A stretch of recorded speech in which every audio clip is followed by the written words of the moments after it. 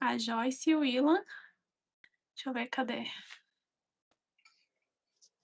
Opa! Ai, eu não sei como é que eu deixo a tela. Deixo em pé a tela? É. Deixa no celular. A gente já tá ao vivo? Já. Nossa! Ah, Se você quiser colocar seu celular em algum lugar para apoiar, eu vou pôr. você vai ter Pronto. tempo. Deu certinho aí? Aí deu, vai ficar em pé mesmo. Você tá em pé, eu vou ficar em pé também. Ficar tudo enquadrado. É, Eu abri um pouco antes, esperar o pessoal chegar um pouco. tá, beleza. Palavra. Tudo bem? Seu dia foi tudo bem? Tudo bem, graças a Deus, caminhando. É, eu vi que ontem vocês tiraram foto lá, aniversário da sua avó. É, do meu avô, foi aniversário dele ontem. Foi bem Ah, legal. eu achei que tinha sido aniversário da sua avó e vocês tinham ido lá pra comemorar. Da minha avó? Que vó? É, não sei por que. Que vó? Minha avó tá no Fala céu já. Eu agora. sei, Nem mas eu lembro achei que fosse daqui. assim, uma comemoração assim, sei lá, um memorial. Póstuma, né? Póstuma, né? Fala, Joyce! A Joyce chegou, a gente pode começar a live. Boa noite, pessoal. Bora chegando aí. Quem estiver passando já entra, já participa do chat. Se tá a Bruna, se tá a Joyce, já começou a live. Fala, Anjo. Bem-vindo. Obrigada. Pessoal que for chegando também já vai deixando o like aí. Ajuda a gente para poder subir a live. Hoje eu tô aqui com a Samantha Larroyede. A gente vai. Eu esqueci de perguntar, Sami, tem algum assunto? Pessoal, a Samantha, ela mora em Brasília e ela escreveu esse livro aqui, Memórias da Esquizofrenia, que a gente vai estar conversando hoje. Eu gostaria muito, Sami, que a gente conversasse sobre a trajetória, assim, da sua vida, se não for incômodo, assim, porque eu acho que é importante as pessoas verem todos os momentos da sua vida, porque essa live aqui, ela vai ficar gravada, né? Então, todas as pessoas que estiverem passando no YouTube, ver o tema e estiverem passando por isso, elas vão entrar aqui, né, vão ver todo o seu trajeto, às vezes possa ajudar pessoas que estejam passando por isso. Tudo ok, Joyce? Então, a Samantha, eu gostaria que ela contasse, né, da boca dela, que ela vai explicar melhor do que eu, todo o processo dela com. Aí vocês vão entender, eu vou deixar aqui no tema da live. Inclusive, vou deixar o link do livro, depois a gente vai falar sobre isso para quem quiser adquirir. Sam, eu queria que você pudesse dar uma breve apresentada de quem você é, sobre, né, para a gente poder começar. Beleza. Sim, boa noite, gente. Meu nome é Sami Larroyede, ou Samantha, mas geralmente eu prefiro que me chamem de Sami. Então, eu escrevi esse livro a partir de experiências que eu tive ao longo da minha vida com prejuízo de saúde mental, digamos assim, né? Claro, antes de tudo isso, no livro eu dou uma contextualizada de como foi mais ou menos a minha criação, especialmente no que tange a questão religiosa, né? Algumas lembranças de escola, com o amor de escola que eu tive, que foi crucial para essa minha questão aí da saúde mental, da piora, no caso, da saúde mental. E aí, no livro, eu falo muito, eu dou muito enfoque nessa questão religiosa, né? Na verdade, tudo é muito heterogêneo, assim. Às vezes as pessoas leem, gostam muito, me dão esse feedback, mas ficam meio assim, nossa, que miscelânea, né? Que quantas coisas diferenciadas nesse livro. Então, a minha vida, de forma geral, é muito heterogênea mesmo. A minha personalidade também é bastante heterogênea, assim. Mas é isso. Eu vim de um contexto religioso, primeiro católico, aí depois fui para o ateísmo, fiquei sem acreditar, sem ter fé nenhuma, até que eu conheci a igreja evangélica, né? A tradicional, a fundamentalista, que a gente de esquerda fala, né? E, inclusive, foi a época que eu fiquei mais próxima da Flávia. A gente já se conhecia desde a infância, né, Flavinha? e a gente já era amiga e tudo, mas essa questão da fé evangélica conectou muito a gente, né? A gente até foi morar um tempo, nós duas, né? A gente morou 4 anos, só Calma que a nós gente vai duas. chegar aí. É, Deixa, é, deixa, eu, deixa eu começar aqui, então, que aí a gente já tá. vai. Sammy, me fala um pouco. Vamos começar aqui. Me fala um pouco como é que foi a sua infância. Então, a minha infância foi muito boa, sabe? Muito boa. Eu tive muita presença da minha avó materna, mãe da minha mãe, e foi muito boa, assim, eu tenho boas lembranças da infância, eu nunca quis crescer, nunca quis ser adulta, justamente porque a minha infância foi um momento muito bom para mim, assim. E eu já tinha essas questões religiosas, digamos assim, desde criança também. Eu gostava, assim, eu era fascinada por coisas potencialmente sobrenaturais, coisas assim, entendeu? Mas eu tive uma infância muito boa, até que você participou também, né, de parte Sim, dessa sim, a gente infância, se assim, conheceu na infância, eu e a é, Samantha. é. Então, Tivemos. foi uma infância boa. Na Não. verdade, depois teve a separação dos meus pais, que aí a coisa ficou pior, começou a piorar, assim, porque foi uma separação muito turbulenta, né? Muito conflituosa mesmo. E aí eu tive um corte assim de relacionamento com meu pai a partir dessa separação, né? Tive uma madrasta complicada, uma relação complicada com minha madrasta, com os enteados do meu pai, que eram os filhos da minha madrasta. Tudo isso foi tecendo esse panorama que mais tarde ia culminar num problema de saúde mental, entendeu? Sim, mas até, vamos supor, até os seus 12 anos, você nunca tinha tido nenhum indício, assim, da esquizofrenia? Não, não. Até porque clinicamente não se considera isso, né? A esquizofrenia geralmente só é diagnosticada a partir dos 18 anos, por aí. Muito embora algumas pessoas tenham sintomas a partir da adolescência, né? Que se fala, a partir dos Aham, 15 anos, mais ou menos. Mas antes dos 24, que foi quando eu tive o meu primeiro surto, né? Eu não aham. tinha nenhum sintoma, zero sintoma. Zero sintoma. Na adolescência você chegou a ter depressão, alguma coisa assim? Não, não, nunca tive depressão. Inclusive, durante o surto da esquizofrenia, me trataram, né? Eu relatei isso no livro, me trataram como depressão, mas assim, eu nunca tive depressão. Na verdade, as pessoas achavam que eu tinha, as pessoas, no caso, os profissionais, né? Péssimos profissionais, achavam que eu tinha depressão porque nas consultas eu chorava, sabe? Coisa assim, que básica, mas eu chorava porque eu estava achando que eu ia explodir a China se eu movimentasse o copo para a esquerda. Umas coisas psicóticas, entendeu? Aham. Mas eu chorava por isso, mas eles não entendiam esse contexto. Então eles Uhum. olhavam, tá chorando, depressão, dá um antidepressivo para ela. E aí isso só piorou e muito o meu estado, né? Então, no caso da sua infância até quando foi a separação dos seus pais, você tinha quantos anos, mais ou Tinha menos? 8 anos. 8 anos. A Então, definitiva, né? Porque assim, desde os meus 4 anos que eles separavam e voltavam várias vezes. Mas com 8 anos foi definitivo.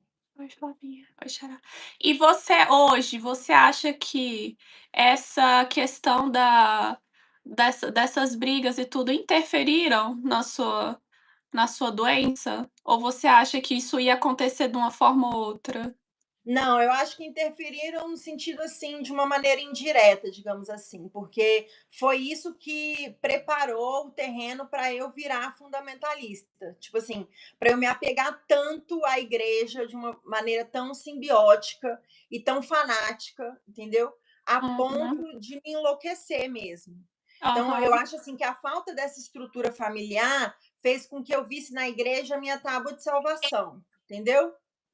E aí eu fui com muita sede ao pote, me tornei fanática e a partir desse fanatismo eu entrei para a loucura Mas mesmo. com 8 anos de idade, você falou que você tinha já alguma atração pela religião. Com 8 anos, você já ia em algum templo religioso, alguma coisa assim? Não, eu ia na igreja católica, né, na verdade, as coisas que eu era atraída era tipo assim, Wicca, né? Essas coisas de bruxaria, ou então coisas místicas, tipo anjos, incenso, essas coisas mais assim. Mas eu nunca Aham, frequentei esses locais, né? Que promoviam esse tipo de fé. Eu frequentava a igreja católica, né? Não sim. gostava muito, mas eu frequentava porque a minha avó, que a gente estava falando aqui no início, ela era catequista, né? Então eu Aham, fiz primeira comunhão com ela me ensinava algumas coisas da religião, tipo rezar o Pai Nosso, Ave Maria, essas sim. coisas. Mas eu Aham. nunca gostei muito, sabe? Porque eu nunca me aproximei de Deus com isso, assim. Eu via muito como uma coisa ritualística, assim, sabe? Mas você era atraída por isso? Na verdade, eu era atraída por alguma coisa que eu considerasse sobrenatural, no sentido assim, não sei se eu tivesse uma visão de um anjo, por exemplo, esse tipo de coisa, esse tipo de história me atraía, entendeu? Eu pensava, nossa, existe isso, eu ficava nesse sentido, assim. Mas Coisas esses rituais sobrenaturais e imaginativas, assim, né?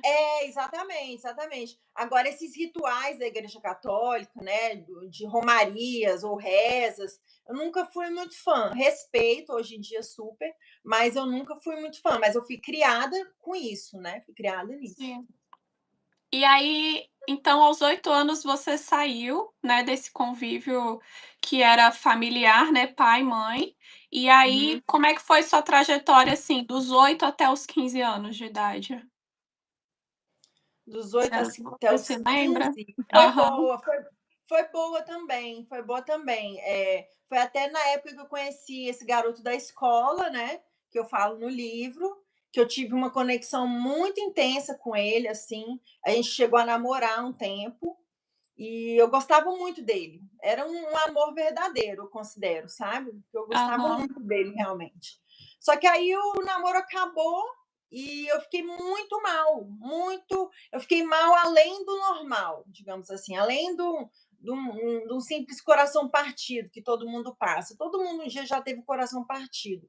Mas no meu caso era uma coisa além do primeiro amor, além do coração partido. Começou a virar uma coisa meio patológica mesmo. Que aí foi aham. justamente nessa época que a minha família toda começou a frequentar a igreja evangélica, né? Uhum. E Para quem tá aí chegando aí, só desculpa te cortar, para quem tá chegando aí, hoje a gente tá batendo um papo aqui sobre saúde mental, em específico, esquizofrenia, né. Então quem se interessar por esse assunto, tá mega convidado aqui, vem participar no chat, sejam muito bem-vindos.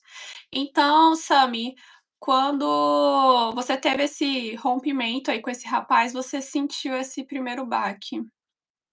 foi, eu já comecei a ficar bem mal, bem mal. Uhum. Eu não sei explicar, não era depressão, eu não sei. Não sei se era uma coisa propriamente patológica já aí, mas eu fiquei muito mal. Eu senti um vazio, uma coisa muito grande, porque eu não tinha também esse contato da fé, então eu não podia contar com Deus para me consolar, nem nada disso. Então eu fiquei muito só, muito mal. E aí, como eu disse, foi quando a minha família começou a frequentar a igreja evangélica. E aí eu comecei a entender, através da igreja evangélica, que Deus era meu amigo, que Deus era presente, que Deus me amava. Esse tipo de coisa eu nunca tinha ouvido na igreja católica. E aí eu me agarrei com todas as forças nisso, entendeu? Com E todas quando as foi forças. o seu primeiro contato, assim, com essa mensagem de que Deus te amava? Quando foi, assim, quantos anos você tinha, assim? Eu tinha 16 anos. Meu Aham, primeiro contato foi numa igreja grande, neopentecostal, que eu prefiro aham, nem citar qual é, uma igreja muito grande aqui em Brasília, e foi lá o meu primeiro contato. Não gostei lá muito, porque eu achava muita gritaria, muita bagunça, que depois eu fui gostar muito, inclusive, né? Depois de te conhecer, inclusive. Aí eu comecei a gostar mais. Comecei a gostar mais dessas coisas, mas no início eu ficava, eu pensava, gente, o que é isso? Esse povo é doido e tal. Mas eu comecei a ouvir informações desse tipo, que Deus me amava e tudo mais. E aham, que Deus era presente, que Deus estava no meu coração, que eu era o templo de Deus. Então, essas coisas foram muito boas para mim, né? Aí, a partir disso, eu conheci depois uma igreja batista menor, que foi lá do pastor que você conhece também, pastor já Uhum. idoso e tudo mais, comecei a estudar a Bíblia, fazer estudos bíblicos sistemáticos, assim. Isso E aí você foi ainda estava na escola ou você já tinha saído do seu período escolar já? Não, eu ainda estava na escola. Isso foi com 16 anos que eu fui para essa igreja grande neopentecostal. E com 17 eu fui para esse estudo bíblico aí na Batista. Então eu ainda Aham, estava ali no segundo e no terceiro ano do ensino médio. sim, entendi. Então esse foi com 16 anos você teve seu primeiro contato ali com a igreja evangélica. E aí É, durante essa época, você se lembra de alguma coisa que te remeta porque assim, vamos lá, na linha cronológica aqui, então até os 16 anos de idade você nunca tinha tido nenhum comportamento, assim, nada que te desse um gatilho, assim, da doença, né. não. Então dos 16, quando você teve esse primeiro contato com a igreja, hoje, pensando assim hoje, você acha que ali você já começou a ter algum gatilho relacionado Também à não. doença? Não? Sinceramente, não. Sinceramente, não. Meu gatilho veio muito mais tarde. Já posso pular para o final, assim? Não, vamos para o pessoal entender. Tá, tá. Isso tudo, pessoal, ela relata em detalhe no livro. Ela relata cada fase no livro bem interessante para quem está lidando ou tem algum parente, alguém assim que queira entender melhor a doença, até para profissional da saúde. Eu acho esse livro interessantíssimo. E aí, assim, então você teve esse primeiro contato com 16 anos, e aí, nesse princípio, você então estava passando da fase escolar pra universidade. Como é que foi essa escolha sua? Eh, como que você porque você cursou direito, né. O que é que você pensou naquela época, tipo assim: "Ah, eu quero cursar direito". O que que você pensava na escola, assim, sobre o seu futuro? Como que você se via naquela época?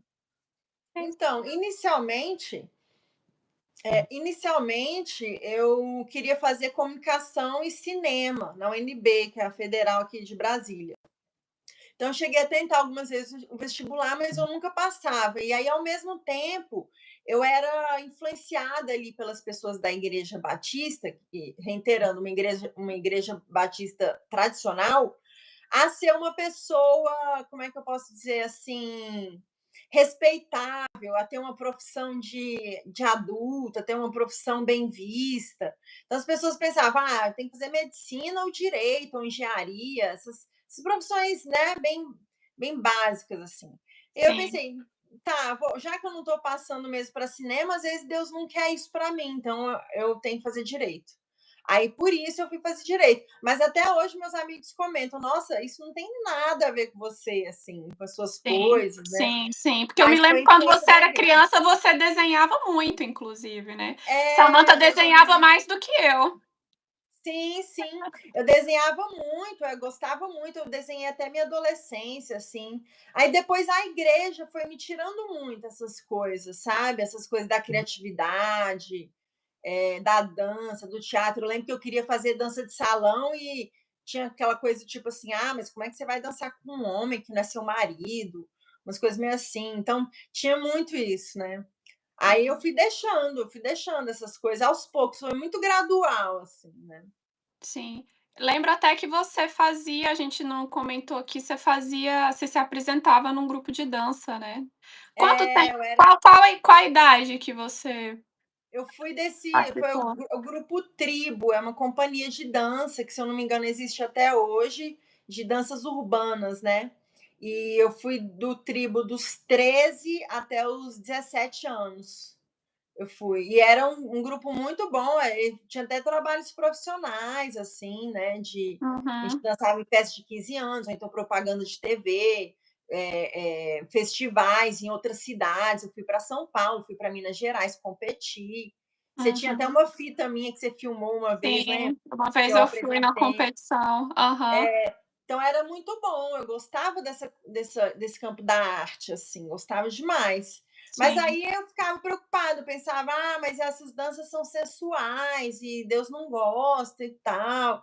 E aí eu fui, infelizmente mesmo, eu fui deixando tudo. E aí que foi se configurando a questão do problema de saúde mental, né? Porque eu fui me isolando do mundo aos poucos, cada vez mais me afastando, cada vez mais entrando em paranoias supostamente espirituais, até que Então, você já estava dentro da igreja, quando depois você resolveu sair do grupo de dança. Então, no início, você ainda estava no grupo de dança quando você foi estava, para. eu fiquei. Como eu disse, eu fiquei até os 17 anos nesse grupo. E foi com 16 que eu entrei para a igreja evangélica. Então eu aguentei ali um ano, mais ou menos. Depois eu saí. Eu saí por causa disso, não eu estaria até hoje, com certeza. O Bradock, você achou a Samantha bonita? Só co Quê? O Bradock aqui nesse canal só tem mulher bonita. Só descontrair. Obrigada. Mas, então você sentiu que foi gradual, e você entrou na igreja aos 16 e aí você foi, gradualmente sua mente foi se entregando para se isolar do mundo, no É, eu caso. acho que esse isolamento foi muito fatídico, assim, foi muito crucial, sabe? Eu fui me isolando cada vez mais, assim, sem perceber. Sim. Outra coisa também, eu não ouvia música secular, né? Só ouvia música gospel. Então, esse também foi uma das coisas que fizeram parte para que eu ficasse muito isolada do mundo real, assim. Aí eu cortei amizades com outras pessoas que eu tinha, da dança, da escola mesmo. Eu fui cortando essas amizades, me afastando. Aí, com 19 para 20 anos, a gente foi morar junta, né? Aí eu fui me Aí afastando, fui me vou afastando. entrar vou entrar aqui, então, como é que foi seu primeiro ano na você com quantos anos você entrou na faculdade de direito? Eu acho que foi com 19, 19. Então você já estava na igreja, né, então dos 16, 3 anos na igreja já quando você entrou na faculdade, né. Isso, quando eu entrei na faculdade, é. E como é que foi, assim, a sua entrada na faculdade? Que você se lembra? Como é que você se sentiu no primeiro ano? Se tem alguma coisa, assim, que você já sentisse que remetesse à doença? Você se lembra de alguma coisa? Não, na verdade foi muito bom meus primeiros semestres no direito, foi muito bom mesmo. Até no primeiro semestre, eu era tão ativa assim no primeiro semestre que no primeiro semestre queriam me eleger representante de turma. Aí eu já entrei para o DCE, aí já queria militar politicamente. Então ainda restava um pouco da Samanta que eu era, porque eu era muito recém-convertida ainda, né? Então eu Sim. pensei, a política não tem nada de sexy, então eu vou entrar para o DCE, vou militar, entendeu? Mas aí, à medida que foi passando os anos, eu fiquei ao todo 7 anos, eu demorei para me formar, porque eu cheguei a pegar menos matérias, alguns semestres e tal, e aí, à medida que eu fui, né, me tornando mais assídua na igreja, mais envolvida e tudo mais, aí futuramente eu também fui largando o DCE, largando a militância, não aceitei ser representante de turma, essas coisas assim, né? Mas, no caso, você se lembra a Samantha morou comigo, gente, a gente morou na minha época de faculdade, nós moramos 3 anos juntas, não foi isso? Eu Acho que acho foi que foi. 4. É, uns 3 entre 3 e 4 anos a gente morou junto. Você se lembra em qual semestre que você estava quando a gente foi? No primeiro. No primeiro semestre? É, Sério? sério. Eu me lembro, assim, da minha parte, né, eu tinha vindo para Brasília. Eu morei em Minas muitos anos, e aí eu estava morando com pessoas que estavam me ajudando aqui em Brasília, aí eu já quis ter o meu cantinho, né, então eu chamei a Samantha, porque a Samantha era minha amiga de infância, né, a gente se conheceu com 2, 3 anos de idade, né, apesar de eu ter morado muitos anos em Minas Gerais, era uma pessoa que eu confiava de morar junto. Bye bye, Steven. De morar junto, então eu conversei com ela, eu falei: "Samantha, você quer vir morar comigo? Ela morava com a avó dela, mas a localização que eu ia morar ficaria mais perto da universidade, né, sabe. E Sim. aí eu falei pra ela, quando eu te chamei pra gente morar junto, o que que você pensou na época, assim? Eu achei ótimo, muito embora eu não precisasse, né, morar sozinha, porque assim, Hum. estava ok lá na minha casa e tudo, eu tinha tudo e tudo mais. Eu me interessava por essa coisa assim de ser mais independente, sabe? Eu achava que eu ia ter mais independência. E uma curiosidade que eu acho que eu não falei no livro é Hã. o garoto da escola que eu era apaixonada morava na frente desse prédio. E aí, quando Nem eu eu fui sabia. eu nunca te falei isso, pra você ver, inédito, inédito, pessoal, informação bombástica. Ele morava na frente do seu prédio. E aí, como eu era muito obcecada assim por ele, eu pensava, ai meu Deus, isso é um sinal, né? Eu não, ai, vou encontrar com ele, o que de fato aconteceu uma vez. Eu encontrei com a irmã dele. Mas enfim, aí isso foi uma coisa. Eu pensei, então é um sinal, porque eu já estava na igreja. Aí eu pensava, então se isso está acontecendo, então é um sinal de que eu devo ir morar com a Flávia, né? E aí, por Engraçado conta que na disso, eu mente fui. você conectava as coisas todas, né, pra aquilo que era o que estava passando na sua cabeça, né. É, Total, total. Candinho. Bem-vindo, Candinho. Então vamos lá, a Samantha foi morar comigo, a gente estava aí no início da faculdade, né, Sami no primeiro, acho que eu já estava no segundo semestre já. E nessa época, Sami, aqui entra um ponto, né, pessoal, porque foi bem aqui que a Samantha realmente teve o primeiro contato com a doença, né, Sami. Eu acho que o primeiro ano que a gente morou sozinho, nem tanto, né. Você achou que essa mudança, sair da casa da sua avó para ir morar sozinha comigo, você acha que foi um ponto importante para a doença se Não, manifestar? não, sinceramente não. Foi mais para frente o ponto importante. Foi É? mais para é. Então, o primeiro ano que a gente morou, no caso, me anulando aqui, mas é como se eu tivesse indo morar com uma amiga numa época de faculdade, né. Então, o primeiro ano você morando só, assim, teve alguma coisa significativa? Você se Não, lembra? sinceramente não. Tranquilo. Até no livro também eu não menciono nada nesse sentido. Não Aham. teve nada. Eu me Normalzinha, lembro foi no último ano que a gente estava morando é que começaram. Eu me lembro que a Samantha era uma pessoa muito Caxias, né, Sami. A Samantha era muito Caxias isso é uma coisa engraçada, né, que as pessoas podem ter preconceito com pessoas que tenham, esquizofrenia, né.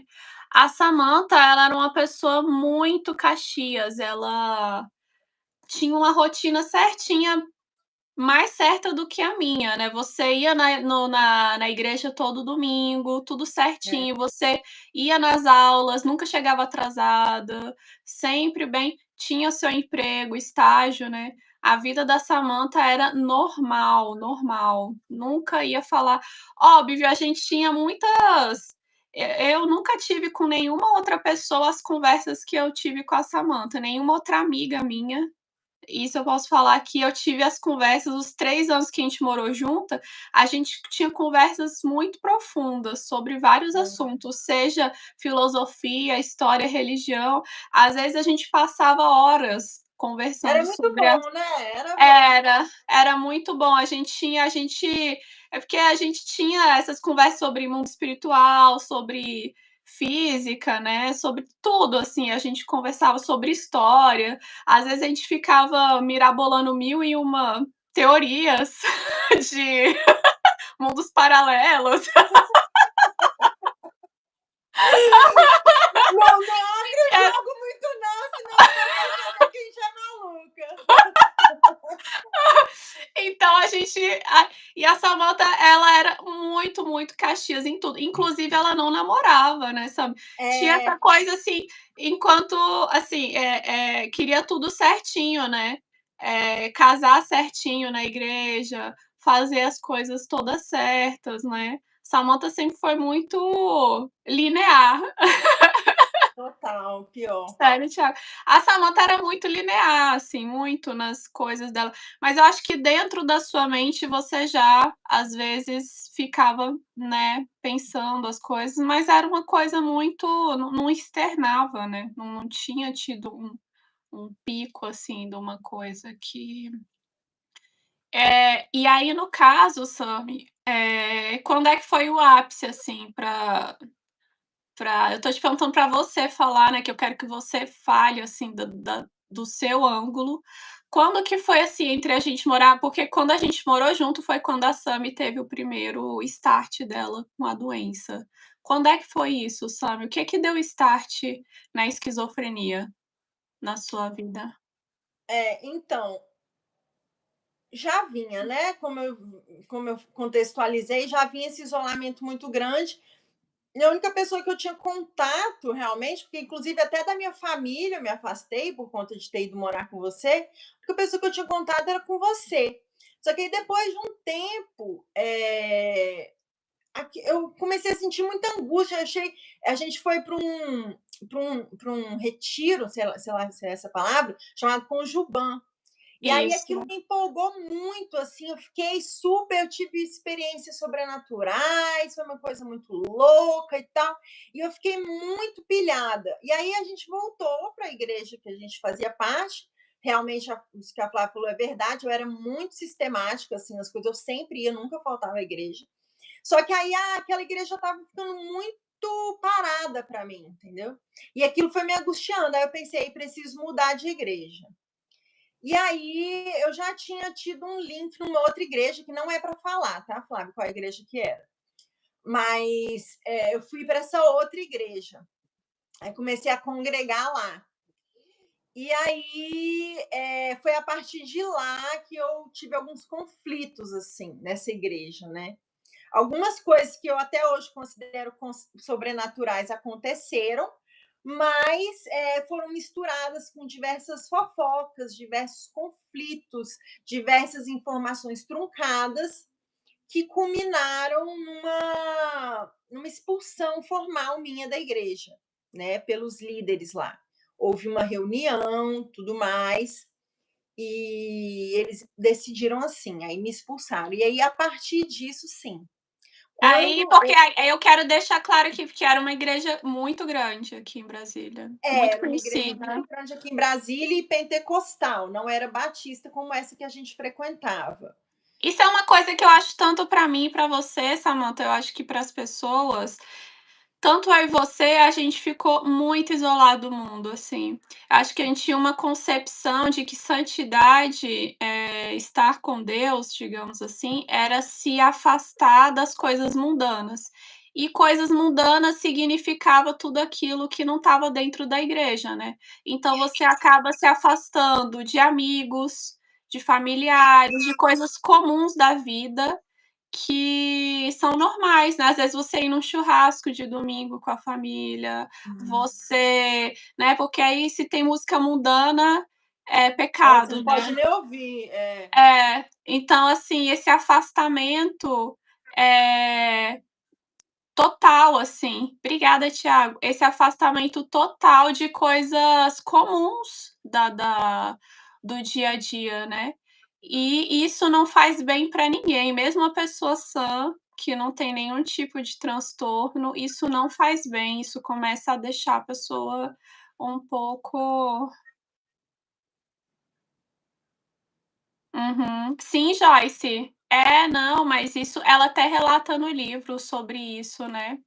Porque essa questão, Joyce, da gente ter ficado muito isolado da realidade do mundo. No caso da Samantha, eu acho que ainda pior por conta que a doença eu concordo com você, concordamos aqui, Joyce. Estamos falando justamente do perigo disso, de você se isolar, né, nessa coisinha tudo certinha, tudo, né, e se isolar de amigos, de coisas comuns que Deus criou, né. Deus criou a nossa criatividade, a nossa formas da gente o ser humano ele tem que se socializar, é assim que ele se constrói, né. Então, Sami, como é que foi quando você foi para essa igreja, você teve uma troca de igreja, né, e foi aí que foi o primeiro start seu com a doença? Foi, eu me lembro exatamente do dia, eu tive um surto gravíssimo. Quando eu voltei para casa, eu nem lembro, eu acho que eu passei direto para o quarto, eu vivia no quarto já nesse último ano que a gente morava junto, a gente já não interagia, eu lembro muito bem, né? A gente, cada uma ia para o seu quarto, a gente mal se cumprimentava, já tinha tido uma quebra ali, né? E aí eu entrei pro meu quarto e comecei a ficar muito estranha mesmo. Aí parei de comer em seguida, eu já não Ah, isso é comia. uma outra coisa, desculpa te cortar, Sami. É muito di Eu acho que as pessoas elas têm que saber disso, porque a família, geralmente, quando ela não tem costume, vamos supor, um primeiro diagnóstico de esquizofrenia na família, as pessoas não sabem lidar de primeira, assim. Por exemplo, no meu caso com a Sami, às vezes quando a Sami entrava dentro de casa e não falava, eu já levava para o pessoal. Mas eu não tinha experiência, eu não sabia que na verdade ela estava passando todo um processo, eu levava para o pessoal, tipo: "A Samanta tá com raiva de mim, então eu também não vou falar com ela". E não, a pessoa tá precisando de ajuda, ela precisa de alguma forma você conseguir se conectar com ela e ajudar ela, porque foi esse isolamento que fez com que as coisas piorassem, né, sabe, porque aí você entrou numa espiral sem volta, né. É, total. E realmente o familiar ou a pessoa que está ali perto, sendo familiar ou não, né, como foi seu caso, a pessoa fica perdida porque não tem informação, né? A pessoa não sabe do que se trata aquilo. É muito, para a própria pessoa que está passando, é muito estranho. Imagina quem vê de fora, né? Aham. Então, é muito complicado mesmo, as pessoas ficam perdidas e cria-se um caos, né, um caos Aham. interior na pessoa e um caos exterior, assim. Sim. E outra coisa também, na família da Samantha, não tem caso disso, o seu foi o primeiro. Isso, Ilan. O seu foi o primeiro caso de esquizofrenia, né, na família. Sim, foi o primeiro. É, não tinha nenhum. Eu É lembro porque que tem concepções sobre isso, né, algumas, correntes falam que a questão genética é determinante e outras que a questão ambiental, tem um peso muito grande, né. Então, sério? ninguém sabe, na verdade, a origem da esquizofrenia, né, não se Sério? sabe ainda. Então, Interessante. então Aham. tem especulações, né, sobre o que se trata, assim. Ainda hoje, no nosso século, é uma coisa muito misteriosa mesmo, assim. Não se sabe então a origem da esquizofrenia. Não, por cientistas sérios, por médicos sérios, psiquiatras sérios, eles vão te falar que hoje, ainda hoje, não se sabe a origem da esquizofrenia. Interessante. Então, vamos lá, então você começou a se isolar, e aí como é que foi a sua primeiro start, assim, da doença? Pois é, eu tive esse surto, aí comecei a parar de comer. E aí, quando você fica fisicamente também fragilizado, isso afeta sua mente, né? Então, como você falou aí, foi uma espiral. Eu fui só descendo ladeira abaixo, assim, né? Hum, E aí parei de comer e tudo mais. E aí eu me lembro que justamente nessa época eu presenciei um assalto na frente da nossa casa. E aí pronto, aí começou o delírio persecutório, que é o que a gente chama nesse quadro, né? Que é você achar que você está sendo perseguido por alguém, quando na verdade você não está. E aí eu comecei um delírio persecutório fortíssimo, e aí eu já não saía mais de casa, porque eu achava que aquele assaltante que tinha me visto ia bater lá em casa e ia me pegar. E aí, assim, tudo isso um sofrimento muito grande, sem comer, sem dormir também, é importante falar, não dormia nada, nada, nada, nada. E a única coisa que eu ainda fazia era ir para o estágio. Eu lembro que eu faltei uma vez só o estágio, porque o delírio foi muito profundo, viu? Muito mesmo. você Mas deixou tirando de ir para o estágio porque você estava com porque eu delírio de estava que delirando muito profundamente, assim. E aí, mas assim, antes disso eu ia para o estágio normal, delirando mesmo, ia super arrumada, mantive todas as minhas funções externas, assim, Mas assim, por dentro estava uma loucura muito intensa, né? Até que um dia eu tive que faltar, porque eu já estava muito ruim. Eu já fiquei na cama babando, assim, fiquei ruim mesmo. Mas aí Uhum. depois eu voltei, porque chega num pico, às vezes chega num pico que você volta depois, né? Porque meio que não tem para onde ir. Aí você chega nesse pico, você bate e volta. Aí quando eu voltei, aí eu pensei, não, tem que voltar aí para o estágio. Aí fui retomando, aí foi voltando o delírio de novo. É uma coisa que vai subindo, assim, é um ciclo, assim, sabe? E aí eu Uhum. fui indo até que eu decidi sair lá da nossa casa, né? Sem nem te falar nada, nem nada. Simplesmente Sim. comentei com a minha mãe, e eu já não falava com a minha mãe há muito tempo também. Só falei para ela que eu precisava de ajuda, que alguma coisa estava acontecendo, que eu não sabia o que. Ela falou: não, volta para casa. E a gente, no mesmo dia, contratou um frete qualquer, desceu com as minhas coisas enquanto você não estava em casa, né? E aí Uhum. eu simplesmente sumi, assim. E aí nunca mais, né, a Flávia, a gente se falou, a gente ficou um tempo sem se falar, e nesse período eu fui piorando muito, eu fui internada, né? Eu tive Sim. um surto tão grave que a minha mãe e a nossa tia, a Mônica, né, teve que chamar os bombeiros ou o SAMU, não me lembro ao certo, mas foi um dos dois. E aí os bombeiros foram lá e me levaram à força, tiveram que me amarrar. Foi uma situação muito dramática e aguda mesmo, assim. E aí eu Quando me você estava debati. nesse estágio, assim, quando você viu os bombeiros chegando lá para te amarrar, o que que você pensou Então, naquele eu já dia? estava com delírio com a cor laranja, por exemplo. Eu achava que a cor laranja era uma coisa, sei lá, maligna. E aí os bombeiros, acho que era bombeiro mesmo, porque bombeiro que se veste de laranja, né? Eles Aham. chegaram com uma roupa laranja, cara. Aí quando eu vi aquilo, eu pensei, pronto, eu preciso fugir, porque a cor laranja é do mal. Aí eu comecei a me debater, foram uns 3 ou 4. Minha mãe disse que é 5, mas eu não lembro de 5, acho que 5 era muito, mas eu acho que foram uns 3 ou 4 ali para me segurar, viu? Que eu me debatia com toda a e não gritava, isso calado, assim, eu só dava soco, pontapé, tudo. E aí eles queriam que eu tomasse o remédio. Queriam, olha só, também é uma coisa assim insana e irracional, cara. A pessoa tá nervosa e você quer que ela engula uma coisa num estado desse. Não tem como. Mas eles queriam isso. Aí eles me seguraram e abriram minha boca à força e jogaram o remédio lá dentro.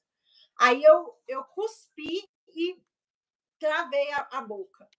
Aí eles, olha só a que ponto vai chegando. Aí eles taparam meu nariz para eu abrir a boca.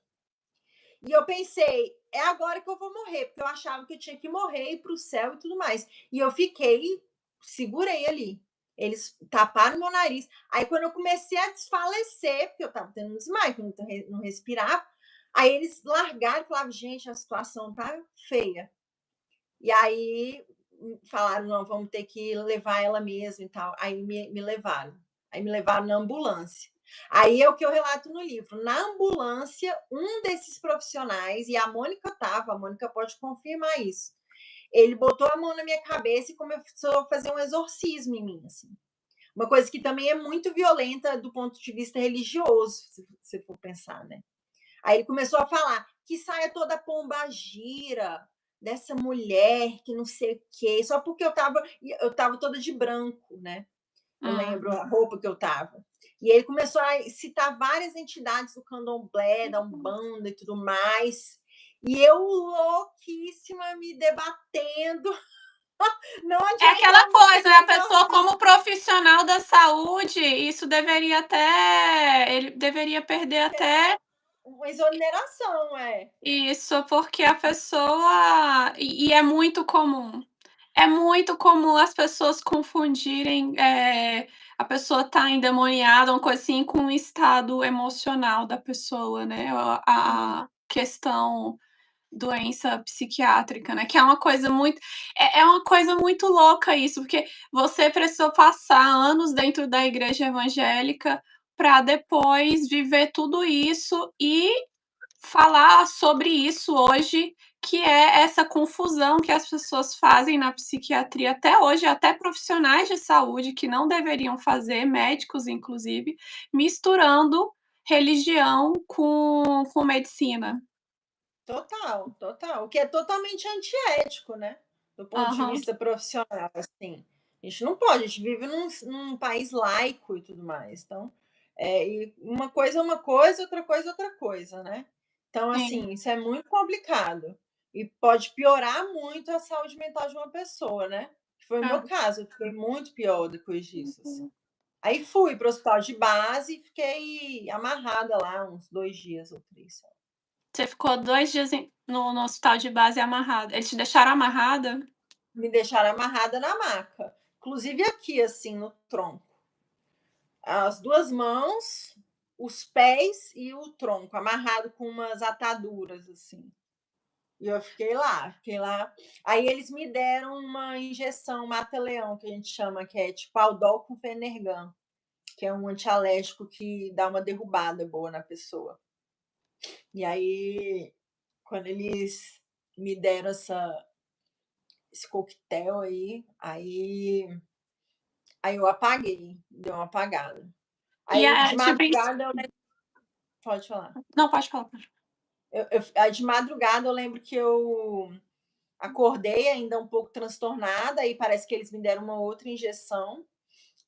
Aí sim é que eu acordei e já tinha voltado a mim, completamente, por mais estranho que pareça, mas é porque o meu organismo responde muito bem à medicação, sabe. E aí eu dei uma clareada, assim, dei uma acordada, assim. É uma coisa louca, porque é um tratamento. Olha só que loucura, é uma coisa que é irreal, né, surreal, porque eles te pegam à força, você vai para o hospital, fica ali só para te dar uma acalmada, e depois você volta para casa no mesmo estado que você chegou, então, ou seja, aquilo só foi um evento que foi traumático para você, só isso, porque não Total, teve tratamento nenhum nisso. Porque total. É assim, só um paliativo. aham. Sim, Zé, como é muito, muito principalmente para quem não tem um plano de saúde, a pessoa depende da saúde pública, é um filme de terror, é aterrorizante. Que Porque, era o meu assim, caso. eu fui lá no hospital de base, já teve uma oportunidade de eu ir lá na ala psiquiátrica, é uma coisa que se a pessoa não tiver doida, ela sai de lá um pouco assim, né. Maluca, sai maluca. Porque você tem contato com os outros pacientes que estão lá, né, você vê as Não, coisas lá. quando eu fiquei lá era gritaria a noite inteira, gente gritando, é o inferno na terra. Gente gritando, um cheiro de urina terrível. Eu vi uma pessoa apanhando lá, sabe, de um enfermeiro, gente correndo sem roupa nenhuma, aí e o enfermeiro correndo atrás e dando tapa, e gritando, e mandando ficar quieto, e não sei o quê. Sabe? Difícil mesmo. É É. um tá de guerra, assim, uma coisa muito traumática mesmo. É, mas não deve isso não trata, né. Não trata com É, dignidade. exatamente. A pessoa sai Onde pior do que entrou, né. onde em sã consciência alguém pode chamar isso de tratamento? É isso que a luta antimanicomial, pauta, né, inclusive. Isso não é É. tratamento. E aí depois dessa primeira intervenção, como é que foi? Você saiu, e aí Foi, eu como é que eu foi?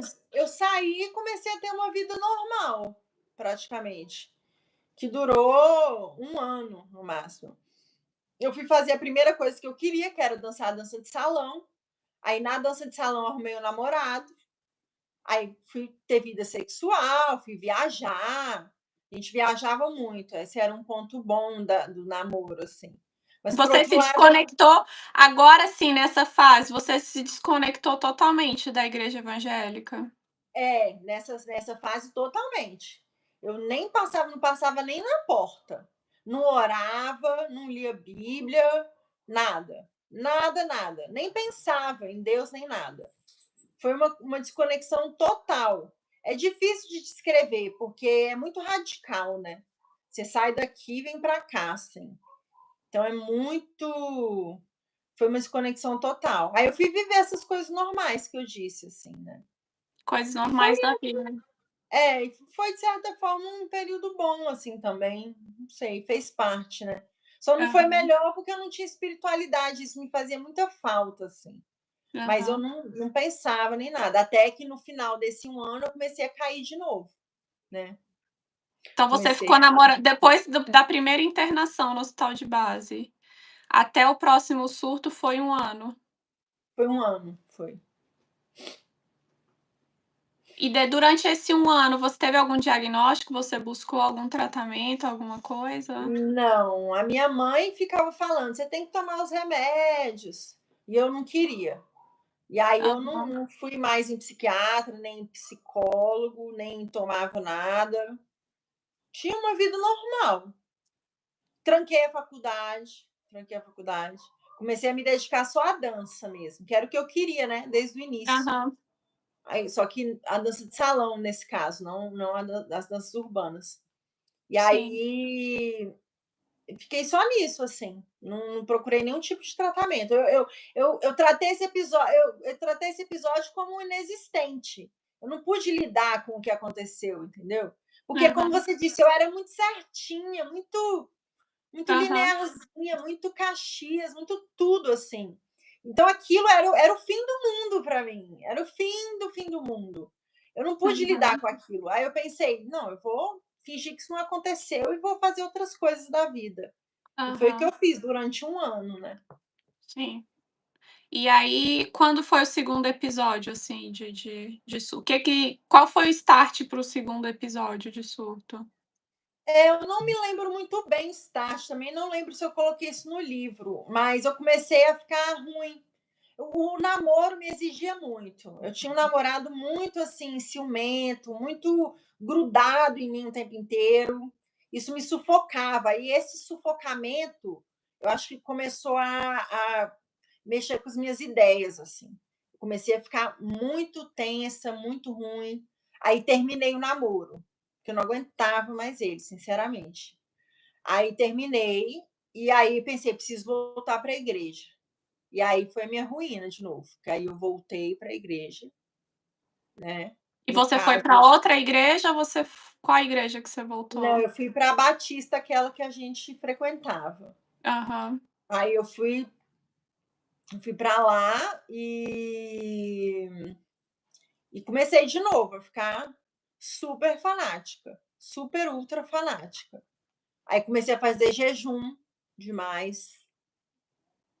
E aí de novo, fiquei 1 ano nisso, um e como ano as na pessoas te igreja. trataram quando você voltou?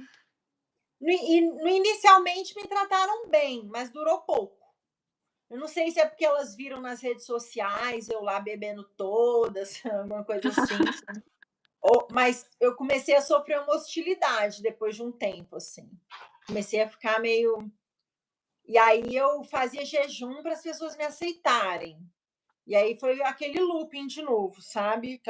Aham, Aquela coisa doentia de novo. E aham, aí durou 1 ano novamente. Fiquei 1 ano surtada, delirando, até uhum, ser internada de novo.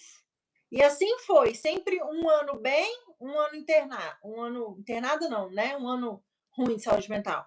1 ano sim. bem, 1 ano ruim de saúde mental, durante 7 anos. 7 anos O essa ciclo. lenga-lenga, essa ladainha. Nossa, meu Deus, parecia que não ia terminar nunca. Não sei como é que eu sobrevivi. Então o segundo surto foi quando você voltou para a igreja evangélica. É, foi. E aí você foi ficando mal gradualmente. Aí como é que foi? De novo, sua família teve que ligar para o corpo de bombeiro? Foi, de novo. Eu não sei se nessa vez específica foi quando pesei 37 quilos, que eu fiquei muito tempo de jejum, cheguei a ficar também 7 dias sem comer nada e sem beber nada. No 7º dia eu estava passando super mal, aí eu bebi água, só para não morrer, e aí eu fui para o Você fez hospital. 40 dias de jejum, não foi? Foi, porque tinha na Bíblia 40 dias de jejum. Aí eu fiz 40 dias sem comer nada, cara. Pense, uma dor insuportável, você não dorme. Nossa, uma tortura, tortura, tortura, o nome disso é tortura. E E aí aí no E aí é isso, aí eu fui internada, aí tive que ser, eu não sei se foi dessa vez, Ah, mas como eu, foi então, eu acho que dessa vez eu me lembro, sua família te internou porque você teve quase uma parada cardíaca, não foi, na verdade? exatamente, é. É porque o médico me avaliou e ele falou, se ela não tivesse sido internada agora, ela ia ter uma parada cardíaca, cara, porque ela perdeu o músculo cardíaco, ela tá tão magra que até o coração dela emagreceu, uma coisa assim, sabe. Só te cortando rapidinho, Sammy, que a Joyce fez um comentário interessante aqui. Por isso, alguns médicos indicam terapias ocupacionais como alternativas para o tratamento. Psicoterapia com música, pintura, etc. Não é isso? Acho, é, né? Sim, inclusive essa é a proposta dos CAPS, né? Centros de Atenção Psicossocial. Eles oferecem todo esse tratamento multidisciplinar, com arte-terapia, com assistente social, tudo, né? Essa é a Aham. proposta, é uma boa proposta do governo em relação a isso. Mas deixa eu te perguntar, essa segunda vez que você foi internada, ainda assim eles não tinham te dado o diagnóstico de esquizofrenia, né? Não, esse diagnóstico demorou muito, foi no final de 7 anos. Os médicos não sabiam me identificar o que eu tinha, entendeu? Eles achavam, todos achavam a minha situação muito peculiar, muito curiosa, muito diferente do que eles estavam acostumados como médicos, entendeu? Aham. Porque algumas vezes eu falava as coisas concatenadas, mas outras vezes eu fazia coisas esquisitas que demonstravam que eu estava muito psicótica. Aí Mas eles é essa ficavam meio. questão, porque é igual eu falei, Sammy, você é uma pessoa muito inteligente, igual eu falei aqui no início, tem conversas que eu já tive com você que eu nunca tive com ninguém. Então, eu acredito que as pessoas viam você falando coisas muito inteligentes e nunca conseguiam linkar a você à esquizofrenia, né. É, pior. Mas para você ver, é uma coisa que eu não fazia de caso pensado, entendeu? Aham, Era muito, é muito difícil de explicar, muito difícil. É uma coisa que não sei explicar. Talvez como eles falam, um desequilíbrio químico mesmo, né? E como eu lidava, tentava lidar com isso de uma forma, como você disse, inteligente, nem sempre eu me enquadrava nos padrões típicos da esquizofrenia, né? Então, uhum. eles ficavam assim: ah, vamos esperar um tempo, deixa eu estudar melhor esse caso. Aí pediam opiniões de outros especialistas, os próprios médicos, né? Aí minha mãe me levava a outro especialista, aí cada um falava de um ponto de vista, mas ninguém me dava o diagnóstico. Falava, eu não arrisco falar nada em relação a esse caso, porque está complicado. Eles falavam, é complicado dizer assim. E aí, E enquanto aí isso, foi isso, 7 anos. como é que eles te medicavam, assim? Quais os No início era antidepressivo, o que me deixava muito mais psicótica, porque o antidepressivo ele te leva lá para cima, né? E na psicose você precisa de um retraimento. Você não pode ficar ligado no 220. E aí, ah, quando eu piorava muito com o antidepressivo, aí eles me davam algum tipo de antipsicótico. Só que aí eu engordava muito, muito, muito, ficava imensa. E aí, por conta disso, eu parava. Eu falava, não, não vou tomar esse negócio, eu tô ficando imensa. Aí eu falava pro médico, oh, não consigo parar de comer. Aí eles falavam, faz exercício. Aí eu falava, gente, mas eu não consigo nem subir uma escada, não dá. Eu só consigo dormir o dia inteiro, eu ficava dopada, entendeu? Com os remédios. Eles me passavam os remédios horríveis, a verdade era essa. Vou até falar um dos nomes, é quetiapina, um remédio horrível que eu tomei. Então, assim, aí eu ficava, era se correr o bicho pega e se ficar o bicho come, sabe? Eu não tinha para onde correr. Aí eu parava de tomar a medicação, aí eu voltava a ter surto. porque E com aí eu ficava nisso. antipsicótico você sentia que você ganhava peso, né? Não, demais. Tem fotos minhas, cara. Até alguns vídeos que ainda estão no YouTube lá, meus. Eu tava imensa, imensa, sabe? E nada contra, não quero ser gordofóbica aqui, não é uma questão só de estética, mas eu já estava muito mal de saúde, eu tinha alto teor de açúcar no sangue, eu tinha colesterol altíssimo, eu estava muito mal de saúde. Então, assim, muito difícil a vida, viu, no meio psiquiátrico manicomial, né, muito difícil mesmo. Sim. Depois dessa segunda internação, como é que você começou a pensar: "Cara, tem alguma coisa errada comigo", ou você ainda achava que o mundo estava errado e que, assim, você nessa época você começou a se questionar: "Cara, tem alguma coisa errada, eu tenho que buscar ver o que está acontecendo"?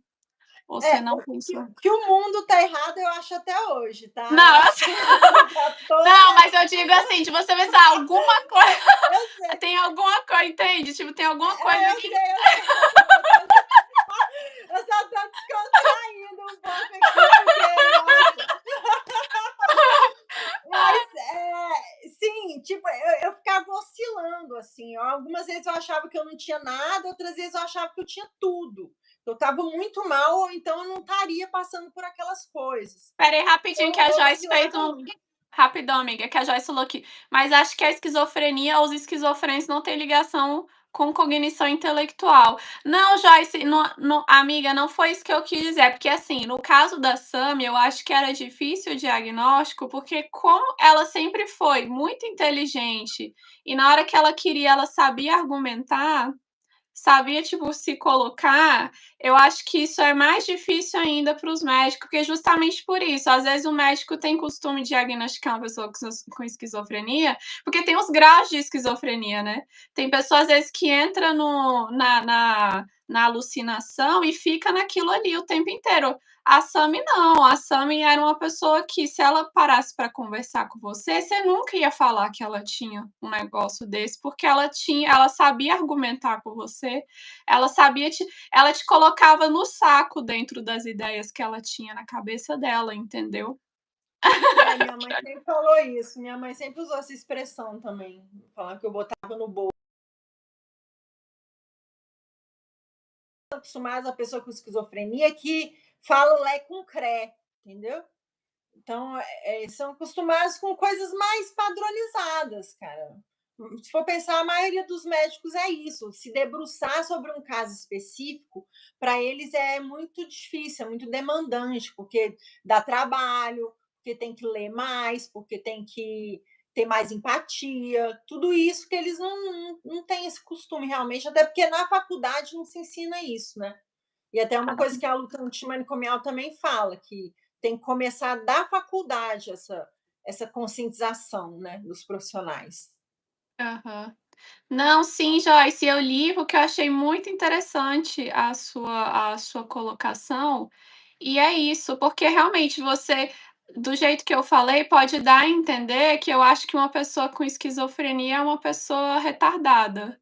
Mas não é assim, mas só que no caso da Sammy foi mais difícil o diagnóstico, porque no caso dela, ela tem um plus de inteligência, entendeu. Então ficava difícil argumentar com ela né, e você colocava as pessoas dentro das suas ideias, tipo assim, aí a pessoa pensava: "Nossa, isso aqui tem sentido". E aí acabava que, sei lá, ela deve ter uma depressão, uma bipolaridade, alguma coisa assim, né. E É. aí nessa segunda internação que você fez o jejum e tal, como é que foi a partir daí, até você chegar no diagnóstico? Pois é, como eu disse, foram idas e vindas todo ano sendo internado durante 7 anos, até que, chegou até mim um medicamento muito bom, que era de última geração e era novo, recentemente relativamente novo no Brasil, né, que é o Invega Sustena. Eu sei que tem algumas pessoas que não gostam, mas para o meu caso ele foi muito bom. Só que ele era caríssimo. E aí o médico achava que eu nunca ia conseguir me manter tomando ele. Aí minha mãe foi atrás do laboratório, mandou um e-mail para o laboratório contando meu caso e tudo mais. E eles resolveram disponibilizar 4 ampolas para mim de graça. Cada Mas aí ampola, esse para você ter esse médico ele já tinha te falado: "Olha, Sammy, você tem esquizofrenia". não, não, não. Ele não tinha falado.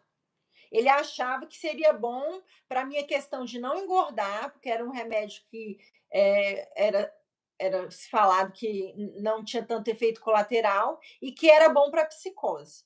Mas está lá na bula do remédio, para esquizofrenia. Mas ele não me falou. Ele falou: vamos tentar esse aqui. E aí a gente tentou. E eu consegui essas 4 ampolas e comecei a tomar. Forçada também. Obrigada, tomei obrigada.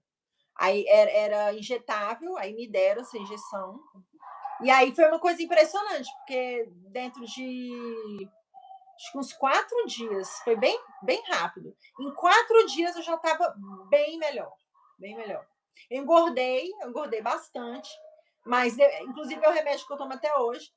Mas aí eu fui me adaptando, né? O organismo foi adaptando, hoje eu já não estou mais gorda nem nada, e minha saúde está boa.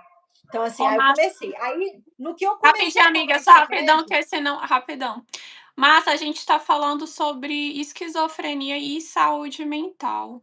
E eu já se falei porque lido com crianças com alguns tipos de transtorno e vejo mesmo com problemas, existe inteligência. Sim, Joyce. É, mas é isso. E isso eu acho que dificulta na hora de, sabe? Por isso que tem que ter essa integração, as pessoas se ouvirem, compartilharem as experiências para uma ajudarem as outras a ter esse diagnóstico, porque quanto mais tardio é o diagnóstico, pior é o dano para o paciente, né. E aí, Sami, você estava tomando um medicamento e aí aí com esse medicamento, eu melhorei e meu pai me convidou para morar com ele. E meu pai é uma pessoa que tem um poder aquisitivo melhor, é uma pessoa mais tranquila também do ponto de vista psicológico. Ele é mais, sabe, ele é mais sóbrio, mais centrado e tudo mais. A minha mãe sempre foi muito esquentada, um pouco agressiva e tudo mais. E isso me deixava, às vezes, um pouco sobressaltada. O meu pai já era mais linear, assim, mais calmo. Aí eu pensei, vou lá morar com ele. E fui. E aí ele falou: eu vou te levar num psiquiatra muito bom que a gente conhece, que era caríssimo. E aí ele me levou. Aí esse psiquiatra foi primeiro, pra você ver, né, o que é o capitalismo. Eu ofereci muito dinheiro pro cara, o cara me ouviu 1 hora e meia, e aí foi a primeira vez que alguém me ouviu, na verdade. Ouviu as minhas histórias, o que eu pensava, o que acontecia comigo. E aí eu contei detalhadamente tudo que eu pensava, tudo que me aconteceu, todas as internações, tudo. Já com o medicamento, né? O medicamento já estava fazendo efeito, então eu conseguia também concatenar melhor as coisas que tinham me acontecido. Eu contei tudo. Aí no final ele falou: olha, isso aí do ponto de vista clínico, eu tenho que te dizer que isso é esquizofrenia paranoide. Isso é esquizofrenia, não tem dúvida que é. E aí eu fiquei muito abalada, fiquei muito mal, muito mal. Chorei, chorei. Meu pai também, ele estava comigo na consulta. Aí ele falou: olha, você desculpa, se você tivesse câncer, eu teria que falar que você tem câncer para você começar o tratamento de câncer.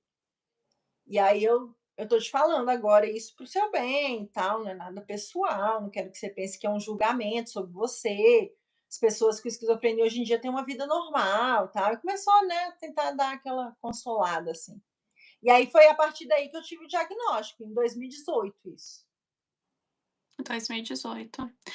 Antes, Sam, eu gostaria muito que a gente pulou essa parte. Como que foi a sua vivência? Quantas clínicas psiquiátricas e por quanto tempo você ficou em cada uma delas, assim? Quantas você passou? E como é que foi a sua experiência nessas clínicas? Eu não lembro exato o número, mas acho que foram 6, porque se foram 7 anos e eu fui internada uma vez por ano, eu acho que Aham. foram 6 no total. Sempre foram traumáticas, nenhuma foi boa.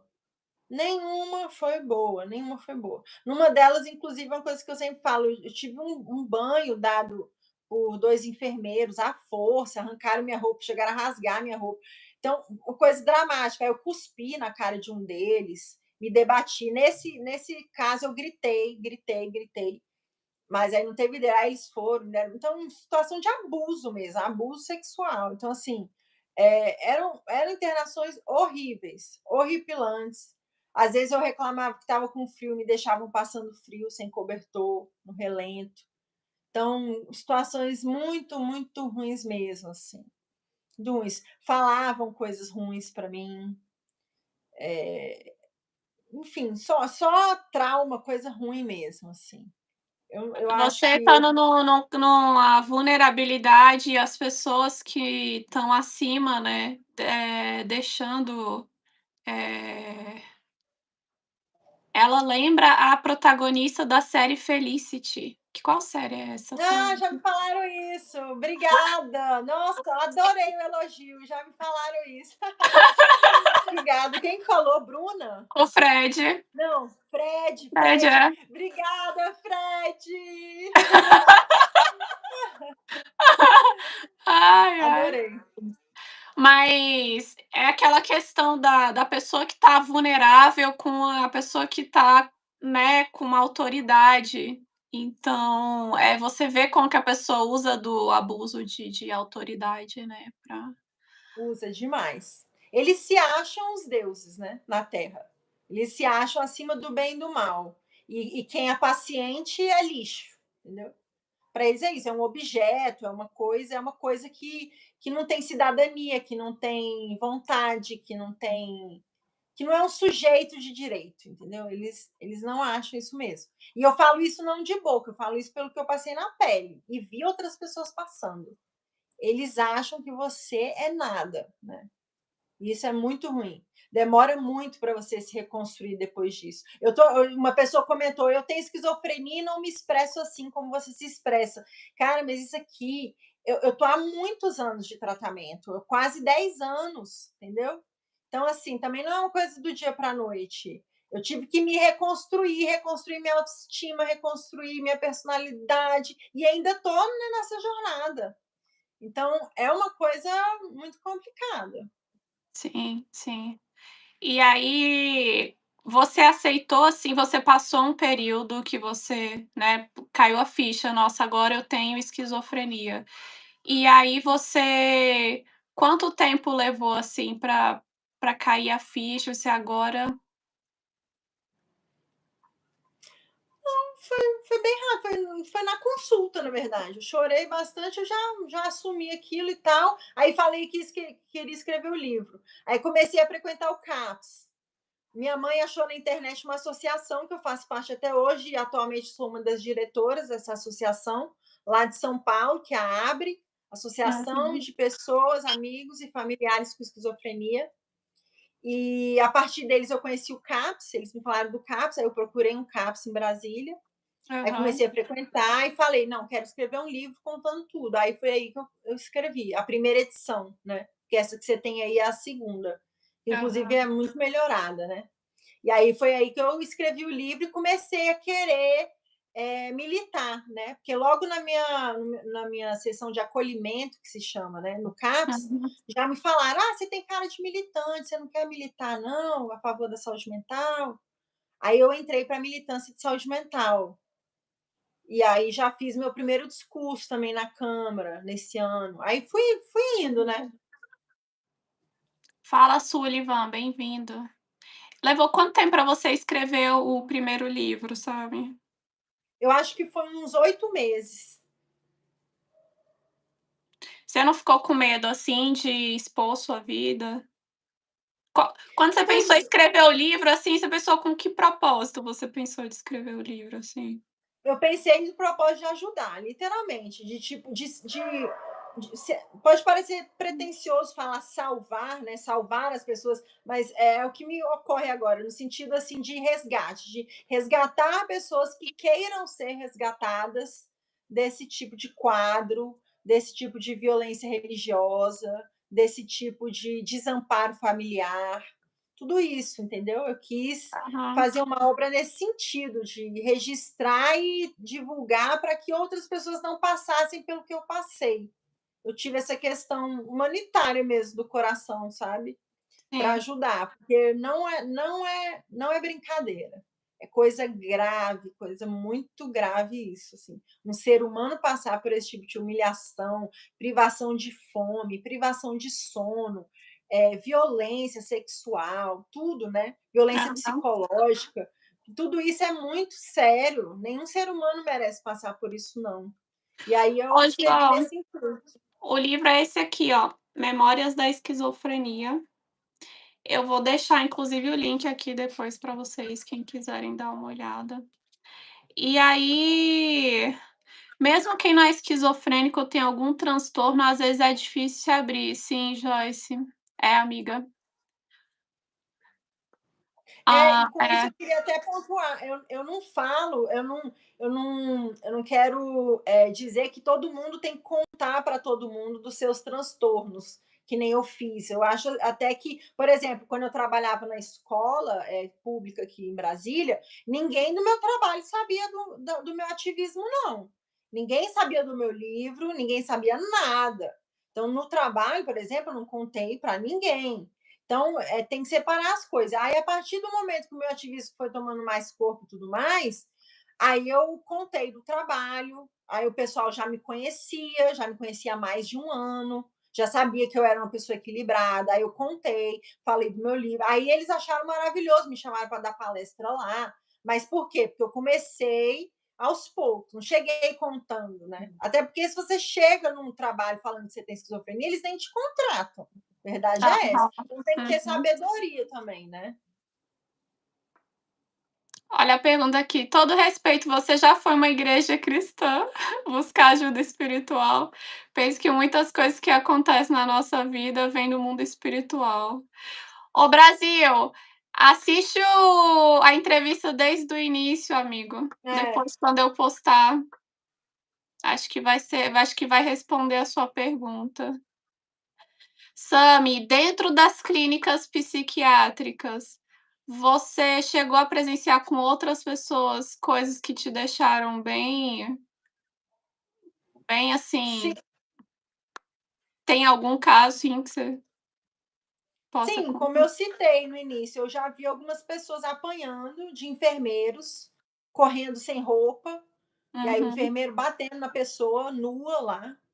Presenciei muitas coisas assim.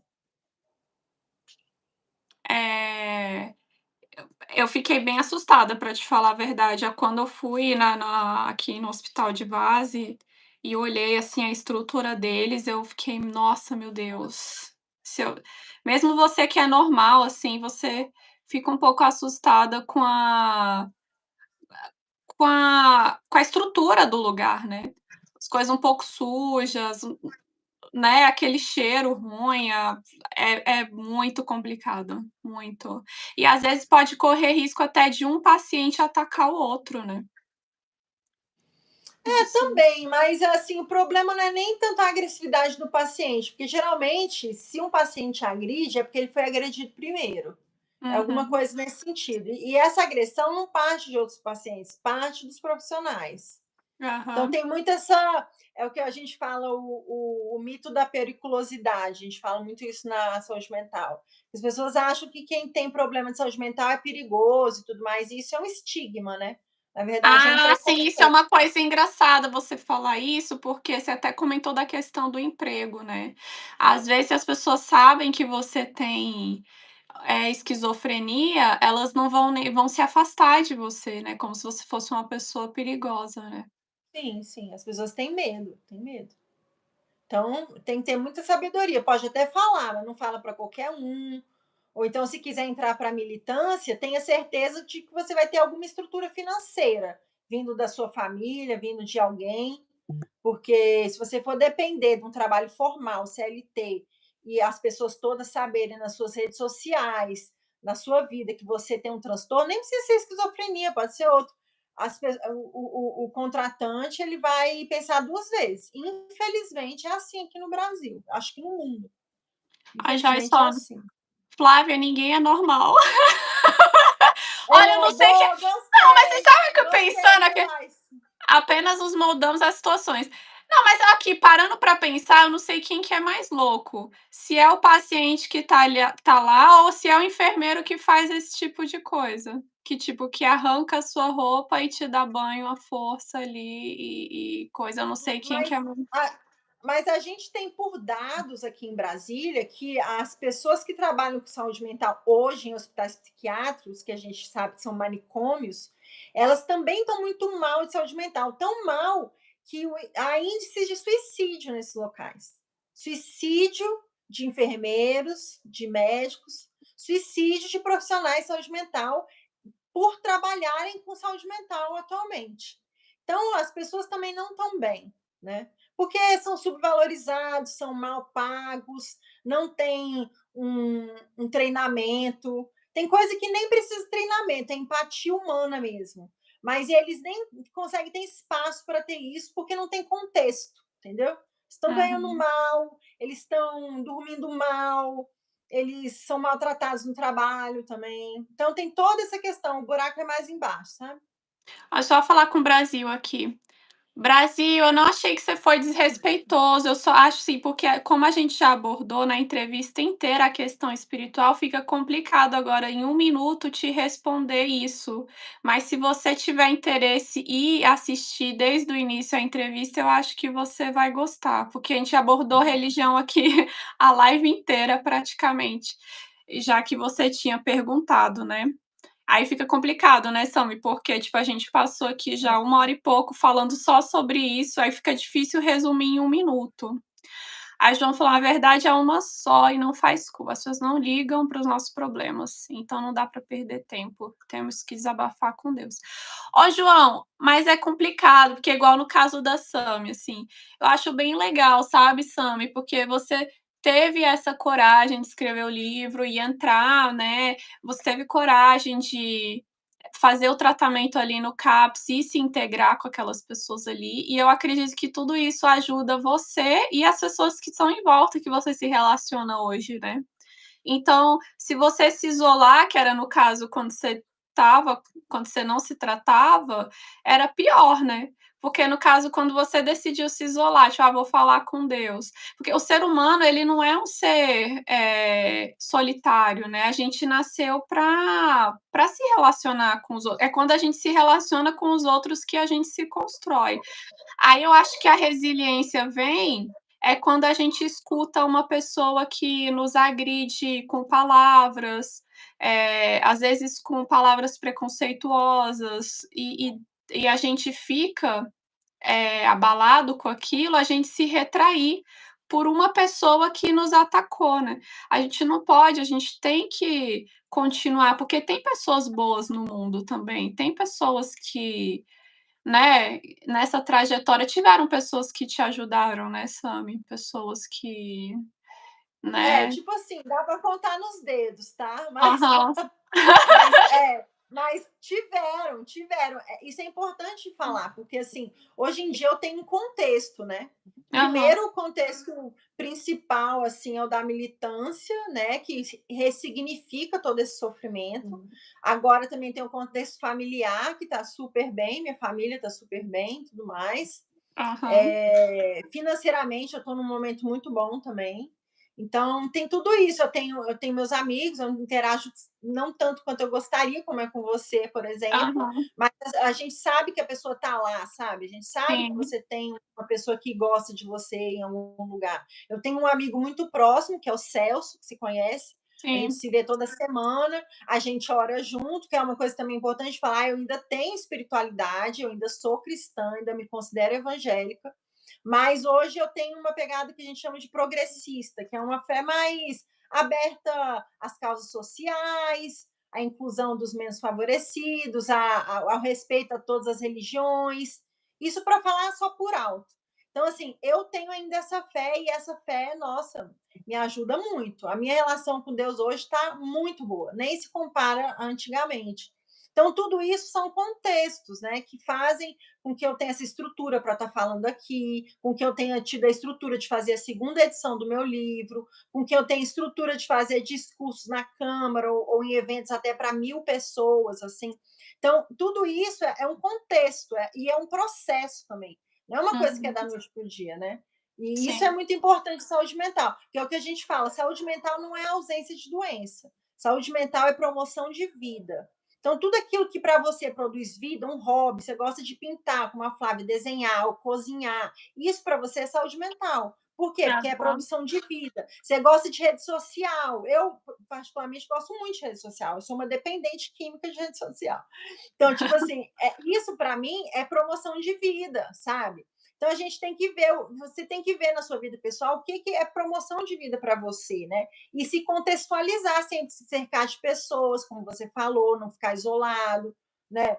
Tudo isso contribui para uma melhora de saúde mental. Uma coisa que eu sinto é porque às vezes a gente se apega muito às pessoas que ficam com a gente no nosso núcleo.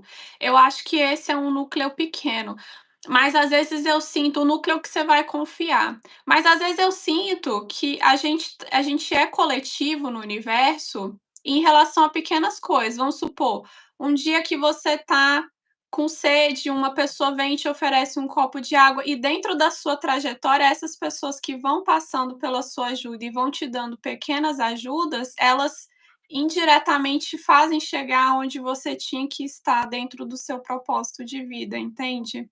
Por isso que eu É, falo assim, às vezes a pessoa ela pode ter a decisão de fazer o mal, mas ela faz o bem, e são pequenos gestos que um ajudando o outro, porque assim, todo mundo tem as suas obrigações, suas coisas, não tem como as pessoas ajudarem em tempo integral todo mundo, mas às vezes pequenas ações, às vezes você vê uma pessoa desamparada, dá uma carona, dá um copo d'água, ou vê que a pessoa precisa de alguma assistência. Então essas pequenas ajudas das pessoas, a pessoa tomar a decisão de uma coisa boa, de uma coisa positiva. Nesse sentido, eu acho que a gente tem mais pessoas boas do que ruins no mundo, né, que às vezes as pessoas vai muito para o negativo, mas se você olhar bem, sempre tem alguém na sua vida que passa ali, que vai te dar uma ajudinha aqui, outra ali, até você chegar no ponto é, que você chegou, assim, eu digo, né. Mas realmente, amigos mesmo, pessoas que estejam dentro do seu núcleo, fala, Gideão, são poucas, né, vamos supor assim, um pai, uma mãe, uma irmã, um melhor amigo, pessoas que vão estar ali mais tempo com você compartilhando coisas experiências muito mais profundas, né.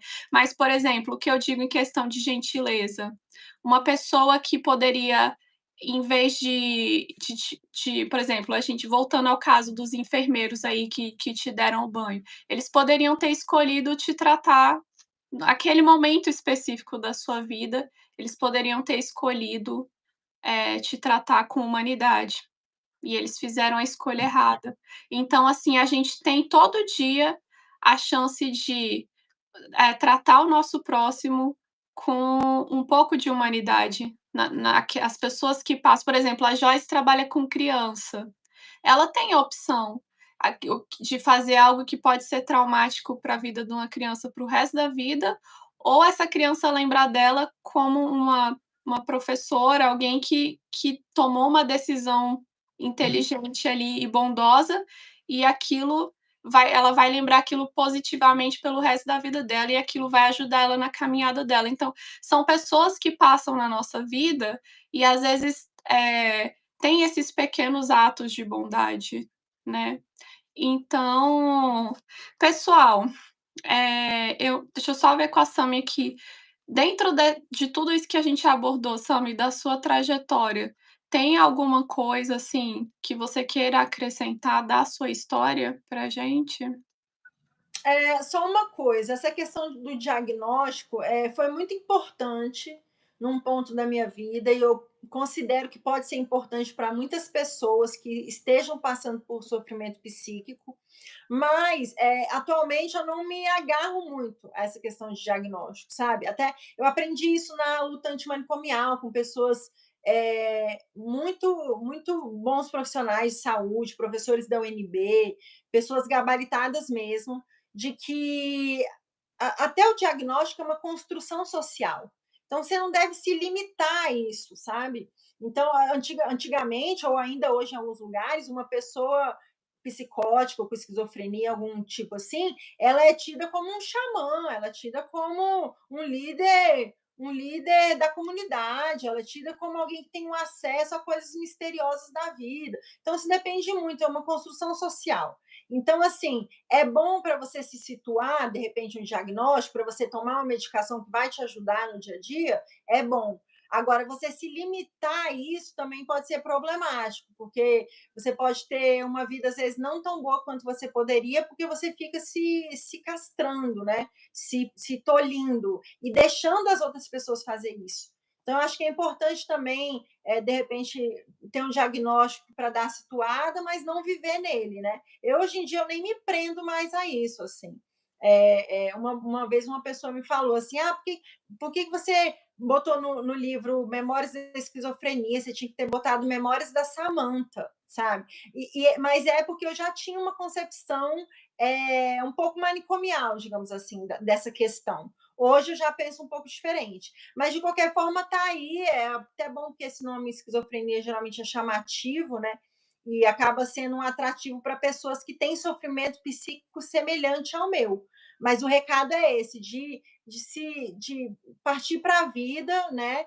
E viver tudo que tem direito a viver sem se prender a nenhum estigma, nenhum preconceito. Você agora está trabalhando nessa causa, né, de luta antimanicomial. E como é que funciona isso? Sim. Você pode explicar um pouco pra gente como é que funciona isso? O que que Então, vocês aqui em buscam, Brasília. assim? Oi? O que que vocês buscam com esse movimento?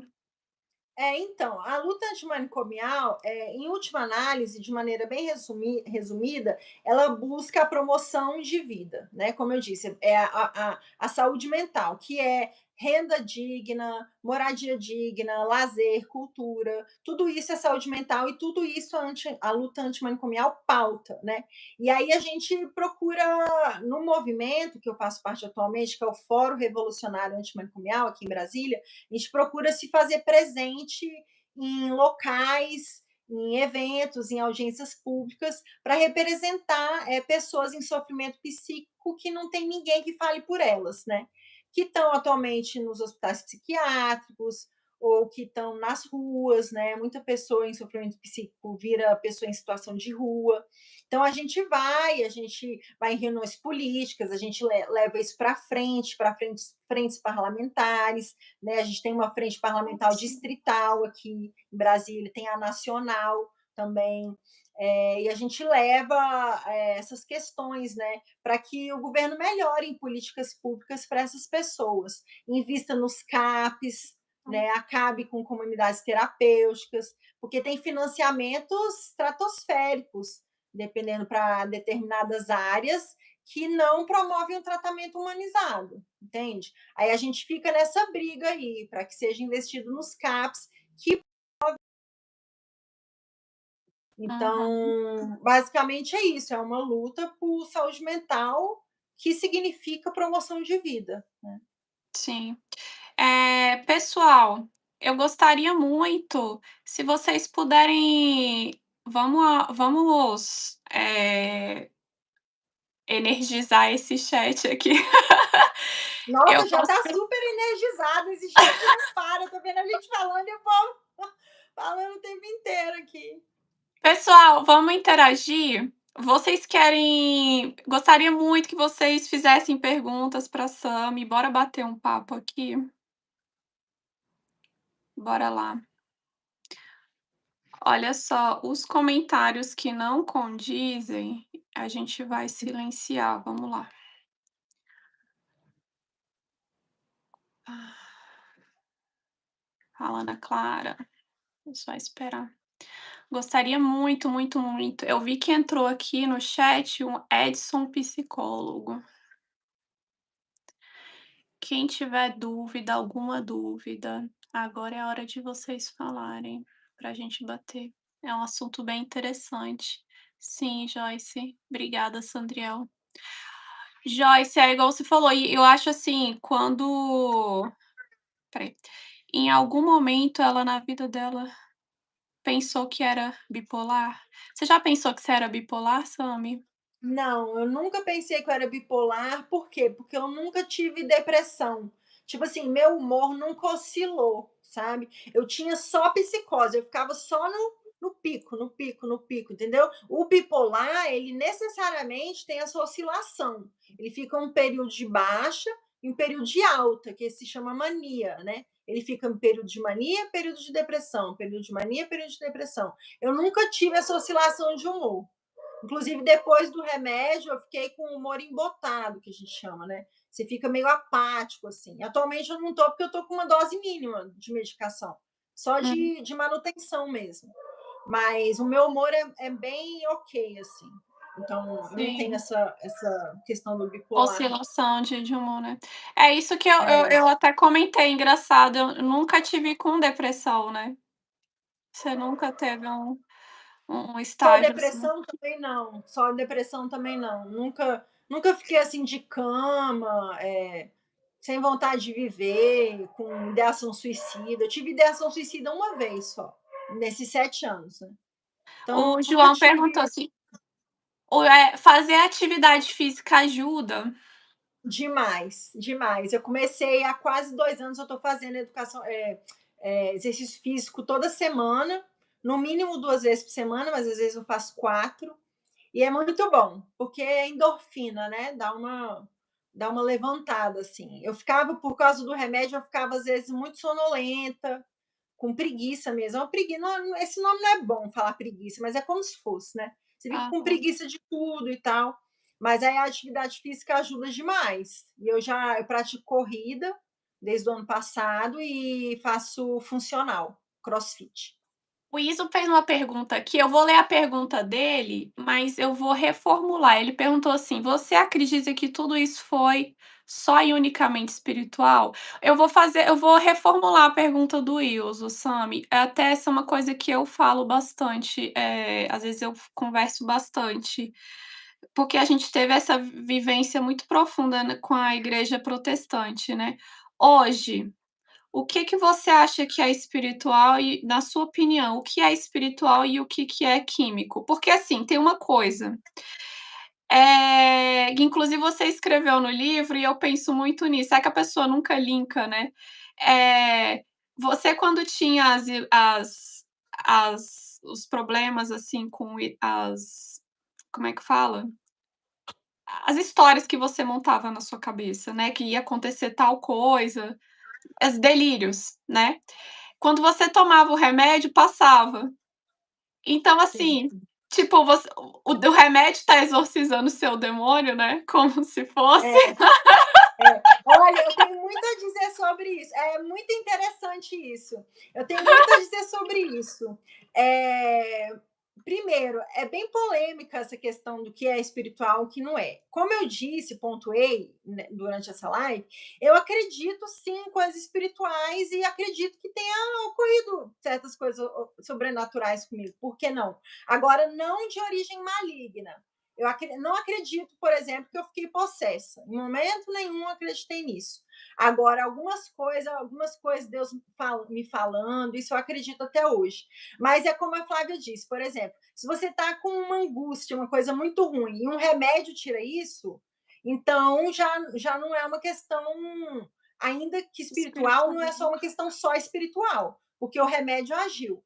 Porém, eu vou trazer uma coisa muito polêmica de uma pessoa que eu escutei nessas minhas andanças aí. Eu fui fazer uma palestra uma vez numa clínica. E aí eu falando lá e tal, aí no final o cara fez uma colocação assim, uma pessoa que o responsável pela clínica falou que tinha diagnóstico de esquizofrenia. Ele falou assim: mas eu fico pensando, isso é desequilíbrio químico, ok, ok. Aí eu falei, ok. Aí ele falou: mas e se é o espírito obsessor que gerou esse desequilíbrio químico no meu cérebro? Olha o raciocínio do cara. Cara, eu achei excelente. Ele falou, e se foi um espírito? Para você ver, a pessoa sublima isso. Então é muito difícil tirar um delírio, entendeu? Então, às vezes, nenhum remédio age nesse tipo de coisa. E aí é que você pode partir para alguma coisa metafísica, se você assim o quiser, né? Cada um tem suas escolhas. Mas fica aí essa possibilidade. Então, mas eu acho assim, A nada possibilidade impede. do demônio tá. O demônio não, eu não sei. O demônio, Tô eu não sei se brincando, esse amiga, demônio não tem tanto devia ter poder feito assim. essa brincadeira. Como é que é? Desculpa, não devia ter zoado. Não, sem problema. Não, sem problema. É um assunto tão tenso, né? Que é até bom a gente se contrair um pouco mesmo. Mas assim, é porque no caso ele acredita em espírito obsessor, né? Nem em demônio, como os cristãos, O espírito protestantes. obsessor causou a doença, o desarmônio químico no seu cérebro, como se fosse. No meu caso, eu acho assim que Deus está no controle de tudo. Então eu já vejo Deus nessa trajetória, sabe? Eu vejo, de repente, para eu ser usada para falar em favor dessas pessoas que passam por esse sofrimento. Eu já vejo toda uma condução de certas coisas. Eu não tenho mágoas mais disso. Eu já tive muitas mágoas. Hoje em dia, não. Hoje em dia, eu vejo a mão de Deus em tudo, assim. Vejo mesmo. O Cândido está perguntando o seguinte: meu sobrinho caminhou a pé, como é que é? Até a sandália arrebentar. Esse momento é um momento de crise? É que o sobrinho do Cândido, ele é esquizofrênico. Cândido, Candinho, o seu sobrinho caminhou até a sandália arrebentar? Como é que foi isso? Conta pra gente melhor essa história. A Eu nem tô Joyce. vendo esse comentário. Os esquizofrênicos têm muitos déficits de memória que causam algumas dificuldades na vida social e familiar. Suas memórias esquizofrênicas te ensinaram alguma coisa? Demais, demais. Eu ficava especialmente próxima de Deus, assim, nesses delírios. Eu ficava, não sei, é uma coisa boa e horrível ao mesmo tempo. Eu penso uma analogia que eu não lembro se eu coloquei no livro, acho que eu já estou escrevendo outro, mas nesse aí eu acho que eu não coloquei. Que é como se você entrasse num trem fantasma com seu namorado, um namorado que você goste muito, alguém que você seja apaixonado, sei lá. E aí você está passando naquele trem fantasma e você vê coisas horríveis, você fica em pânico, mas aí ele vai e te abraça, assim, te protege, e aí você fica mais naquele dengo, assim. Então, um pouco do delírio da esquizofrenia é isso, assim. Você passa coisas horríveis, mas Deus se aproxima tanto que ao mesmo tempo é gostoso aquilo. Então é muito difícil, é muito dicotômico, assim. Então, é mais ou menos por aí. Você acredita que no mundo espiritual, se for maligno, essa cura pode ser só para te levar ao vício nos remédios? Para daí dominar? Hum. Eu não me vejo viciada nos remédios. Eu preciso de um remédio como um diabético, por exemplo, precisa da insulina, né? Que fala. Então, Uhum. assim, é uma coisa que, se você toma remédio para problema de pressão, por que você não pode tomar um remédio para algumas questões cerebrais? Eu acho que não tem problema, não considero E viciado. Eu tenho que vício tomar por uma vício é condição quando uma pessoa toma muitos também, né, remédio. deliberadamente por conta própria. É, Vício é uma é. pessoa que toma deliberadamente por conta própria, não é o meu caso. Mas você Eu sabe uma tomo por uma coisa questão física. engraçada? A gente tem uma amiga que é casada com um médico e eu acho bem interessante, porque ela teve essa mesma trajetória cristã nossa, não sei se você vai saber que eu tô falando, casou com um médico japonês. E aí uma vez ela comentou comigo assim: "Flávia, a medicina hoje ela ainda é muito medieval em vários, inclusive o câncer. O câncer, para ser tratado, você tem que arrancar ele. O ideal seria que tivesse um medicamento que curasse as células sem precisar cortar e arrancar, entendeu? Isso ainda é agressivo. A gente ainda, como se a gente estivesse no estágio da medicina que ainda fosse medieval. E na saúde mental é o mesmo. Porque o cérebro, você não pode abrir a pessoa para fazer um exame. Não tem como se abrir a cabeça da pessoa para igual um exame de sangue ou um exame em qualquer órgão. Você não tem como você abrir a cabeça de uma pessoa para fazer certos exames. Então, a questão muito dessa da psiquiatria ainda algumas vezes é o teste, o acerto e o erro, né, em É muitas tentativa e situações. erro, é. É o que eles falam muito, é tentativa e erro, né? E é o que a gente fala, a segregação também piora muito. Se você tem um problema no coração, ou sei lá, na mão ou no pé, você não vai no hospital do pé, você não vai no hospital da mão. Não, você vai no hospital geral e trata aquilo. O Aham. grande problema hoje em dia é que, se você tem um problema da mente, você vai para um manicômio, você vai para o hospital psiquiátrico, que é o que chama hoje em dia, e é a mesma coisa. De manicômio, de hospício, é a mesma coisa. Então, assim, isso é um erro muito grande, é uma segregação, um preconceito muito grande. E não se trata assim, né? Você tem que tratar a pessoa de maneira geral, ela é um corpo, né? Muita coisa também se dá por deficiência de vitamina, por exemplo, questões de saúde mental. Você tem uma deficiência de vitamina, alguma coisa no seu corpo fisiológica que te causa aquilo na mente. Então, você tem que ser analisado de forma contextual e geral. Aham. Deixa o cantinho, ó. O sobrinho dele caminhou quilômetros a pé até a sandália arrebentar. Ele continuou andando até chegar em casa, na casa de uma prima, mas nunca tinha ido sozinho até lá. Foram cerca de 50 quilômetros. Você acredita que ele poderia estar em delírio? Isso acontece. Eu já vi muito caso assim, não sei, 50 quilômetros é muito, né? Mas eu já vi casos de pessoas que viram andarilhos. Eu mesma, nos meus delírios, eu ia para a rua, ficava com a população em situação de rua, comia com eles, entendeu? Virava uma pessoa em situação de rua, literalmente. Eu só não dormia na rua, porque eu não tinha medo de morrer, mas eu tinha medo de sofrer de alguma coisa. E graças a Aham. Deus nunca me aconteceu nada. Eu ia às vezes de madrugada para rodoviária, coisa perigosa mesmo, assim. E ficava vagando na rua, falando sozinha, orando pelas pessoas, botava a mão na cabeça de gente, orava. Brasil. Coisa complicada, isso acontece mesmo. Brasil, obrigada, viu? Obrigada pela participação. Você é sempre muito bem-vindo aqui. Rodrigo, a gente já tá quase terminando a live. Você vai ter que assistir depois que subir. Gente, tem mais alguém? Candinho, você quer falar mais alguma coisa? Deixa eu ver aqui. Olha, gostei até que o chat ficou respeitoso, porque tem dia aqui que o negócio é É? feio. Aham. Tirando as cantadas pra gente, Ah, né? não, cantada é normal. Cantada é Você normal. nem lê mais, né? Não, já faço direto. Ter 50 quilômetros é bastante coisa. Gente, olha só, eu vou deixar o link para vocês do livro. Quem que se interessar. Tem memórias associativas e afetivas. Precisa estar sempre associando as coisas com algo que tem um afeto. Isso é algum sinal? Nossa, Joyce, você falar isso por Não, mas não. não ri dela, né? Às vezes a pessoa precisa Não, rir não, eu mesmo. tô rindo porque eu lembrei de você associando coisas. Às vezes você associava cores. Eu acho, tipo, as frutas. Não, Não, Joyce. Joyce. A gente ao mesmo tempo, né?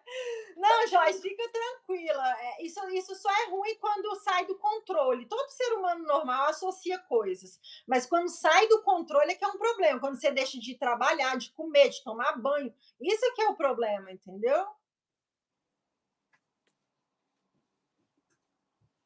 É, João. Gente, muito obrigada. Hoje, às 9h30, a outra Flávia entra aí, nossa outra Flávia. Aqui é 2 Flávias, amiga. Uma Flávia loira, outra morena. 9h30, ASMR, viu, pessoal? Ele desenhava muito, mandei até os desenhos para Sandriane. Verdade, amigo. Hoje em dia só consegue fazer risco. Ah, sabe que eu lembrei de uma coisa, né, o Van Gogh tinha esquizofrenia, né. Algumas pessoas falam bipolaridade também. Tem muitas celebridades assim que tinham Mas eu vou te ser psicose. sincera, amiga, eu acho que ele tinha esquizofrenia sim, viu. Eu fui lá no museu dele na Holanda. É. Nossa, e é impressionante o início da vida dele até o final. O último quadro dele, ele chegou a cortar uma orelha, né.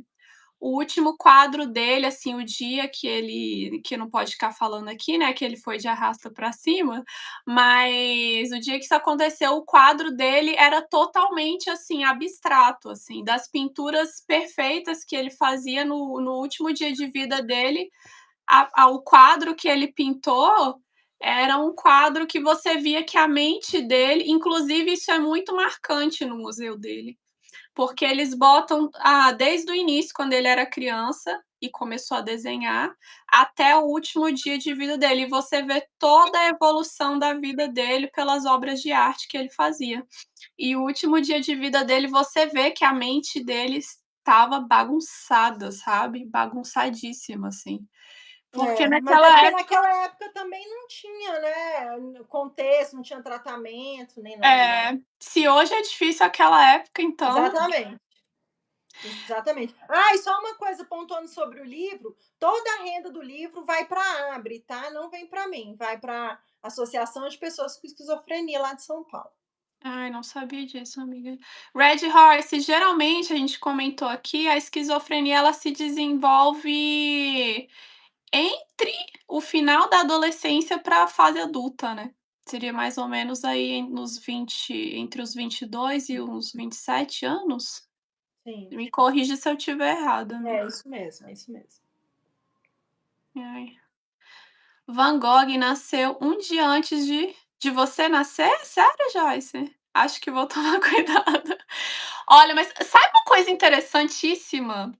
Foi a loucura dele que fez ele.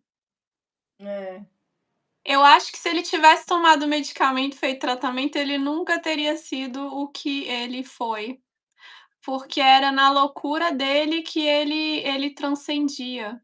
Que é igual você me falou dessa questão, da construção social, né, às vezes uma pessoa com esquizofrenia pode ser um xamã, alguma coisa, uma cultura antiga, né, porque é uma pessoa que vê coisas, que coisa e tal. Porque o cérebro, ele é um mistério, né.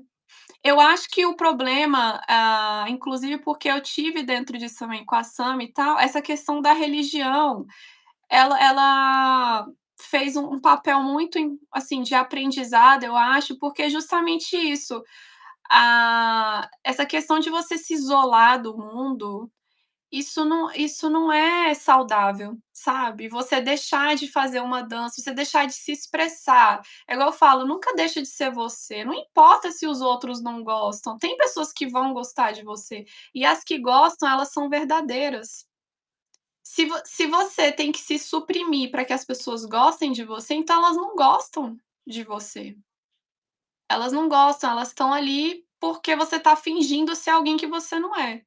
Então, assim, essa parte de você desenvolver coisas que você ama, por exemplo, como a sua arte, coisas que você gosta, a sensualidade do seu corpo, as coisas que são você, isso faz parte de você. E quando você reprime isso, você está deixando de ser você. E isso é muito, eu acho que isso deixa a pessoa, às vezes, com depressão, a pessoa amarga, né, e isso pode agravar muito. Porque, por exemplo, quando uma pessoa sai, se perguntar: "Ah, atividade física é importante", demais. Então quando você sai, quando você faz algo com o seu corpo, com a sua mente, isso te tira daquela daquela ruminação de pensamento ruim que você tem quando você tá sozinho, isolado, né. O seu sobrinho apareceu aos 15, Candinho? Sério? E foi algum episódio específico? nos homens costuma aparecer mais na adolescência. Sério, Sammy? Interessante. Tá aí. Van Gogh nasceu dia 30 de março, eu nasci dia 31. Olha só. Pois é, às vezes pessoas que gostam são as verdadeiras. Não tem como você fingir por muito tempo ser alguém que você não é. Candinho, e hoje ele tá com quantos anos? Tá com quantos anos ele? Pode acontecer também, Ari. É igual a Sam me falou no meio da live, assim, hoje não tem um consenso de que se seria genético ou algo, né, adquirido. Ambiental. É, não se tem, né, uma resposta, né, ainda. Candinho, ele tá com quantos anos hoje? 52? Nossa, deve ter sido muito difícil, né, que ele viveu numa época que realmente tratamento era bem complicado. Sami, mas uma última pergunta aqui que me veio agora na cabeça. Não mexe com você não? Assim, Porque você deve estar trabalhando com pessoas que têm esquizofrenia também. Quando você vê essas pessoas num estado de delírio, num estado muito ruim, isso não mexe com a sua cabeça, não? Não, na verdade eu entro na delas, eu falo, o cara fala: "Eu vou pra NASA", eu falo: "Que massa, muito bom", sabe, "Eu vou pra Lua", muito legal, vai fundo, tal, eu entro na delas. Eu acho muito mal educado você ficar confrontando uma pessoa em delírio, sabe? Até porque não adianta, não adianta. Então, é o familiar que fica o tempo inteiro trazendo a pessoa para a realidade dele, do familiar, não é sábio fazer isso, não é. Você tem que respeitar a pessoa. Tem gente que mesmo com remédio fica delirando, então eu fico lá, eu converso, normal, normalíssimo. Me veio esse interessante. Sério, Candinho. Pessoal, Sami, você quer passar seu Instagram? Quem quiser te seguir lá? Ou Então, gente, se tivesse como escrever aí no chat, né? É Bruna, você escreve pra Samial. gente. Hã. Tem como eu escrever? A Bruna escreve. Bruna, escreve pra gente. Cadê você, Bruna? Bruna. Deixa eu ver, acho que eu tenho do meu outro aqui. Calma aí, arroba. Também não é tão difícil assim, se for falar. É Pera- Samial, com U, Ah, Samial, tudo junto, aham, saúde mental. Arroba Samial Saúde Mental, tudo junto. tá. Samiau. Saúde. Isso. Peraí, bem. Isso, assim mesmo. Eu vou deixar quem quiser seguir a Sami, às vezes se interessar pelo assunto. Obrigada, Lá Bruna. no meu Instagram tem tudo, esses discursos que eu citei, eu falando dessas experiências que eu passei. Se você vai lá no Reels, né? Tem Uhum, lá, vai direto no Reels, porque tá lá embaixo, é coisa do ano passado, então tá lá embaixo, né? Aí vai ter uhum. tudo lá, minhas andanças, minhas questões na política, minhas questões na militância, nas minhas questões no meio acadêmico, que eu também costumo participar de roda de conversa, palestra muito na UNB, que é a federal aqui de Brasília, em outras universidades também, tá tudo lá. Ah, Joyce, às vezes é bom quando rimos de nós mesmos. Isso também é É. inteligência.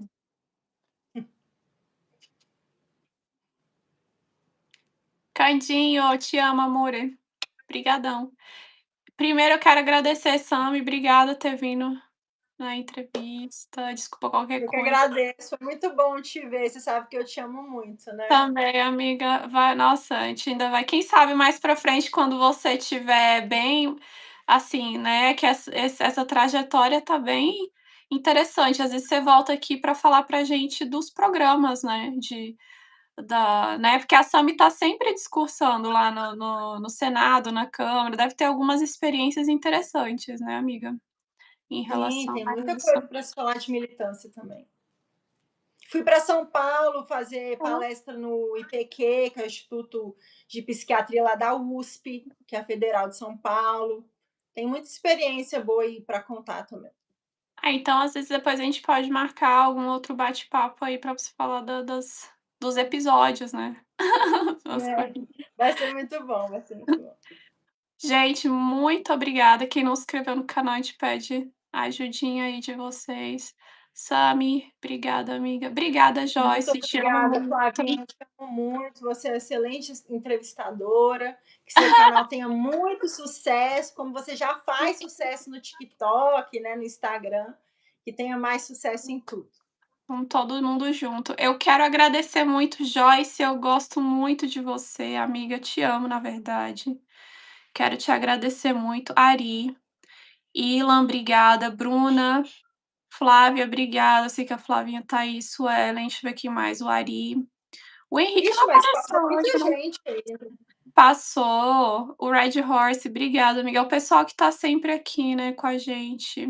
Ilan, já falei, né. O Henrique não passou aqui hoje, né.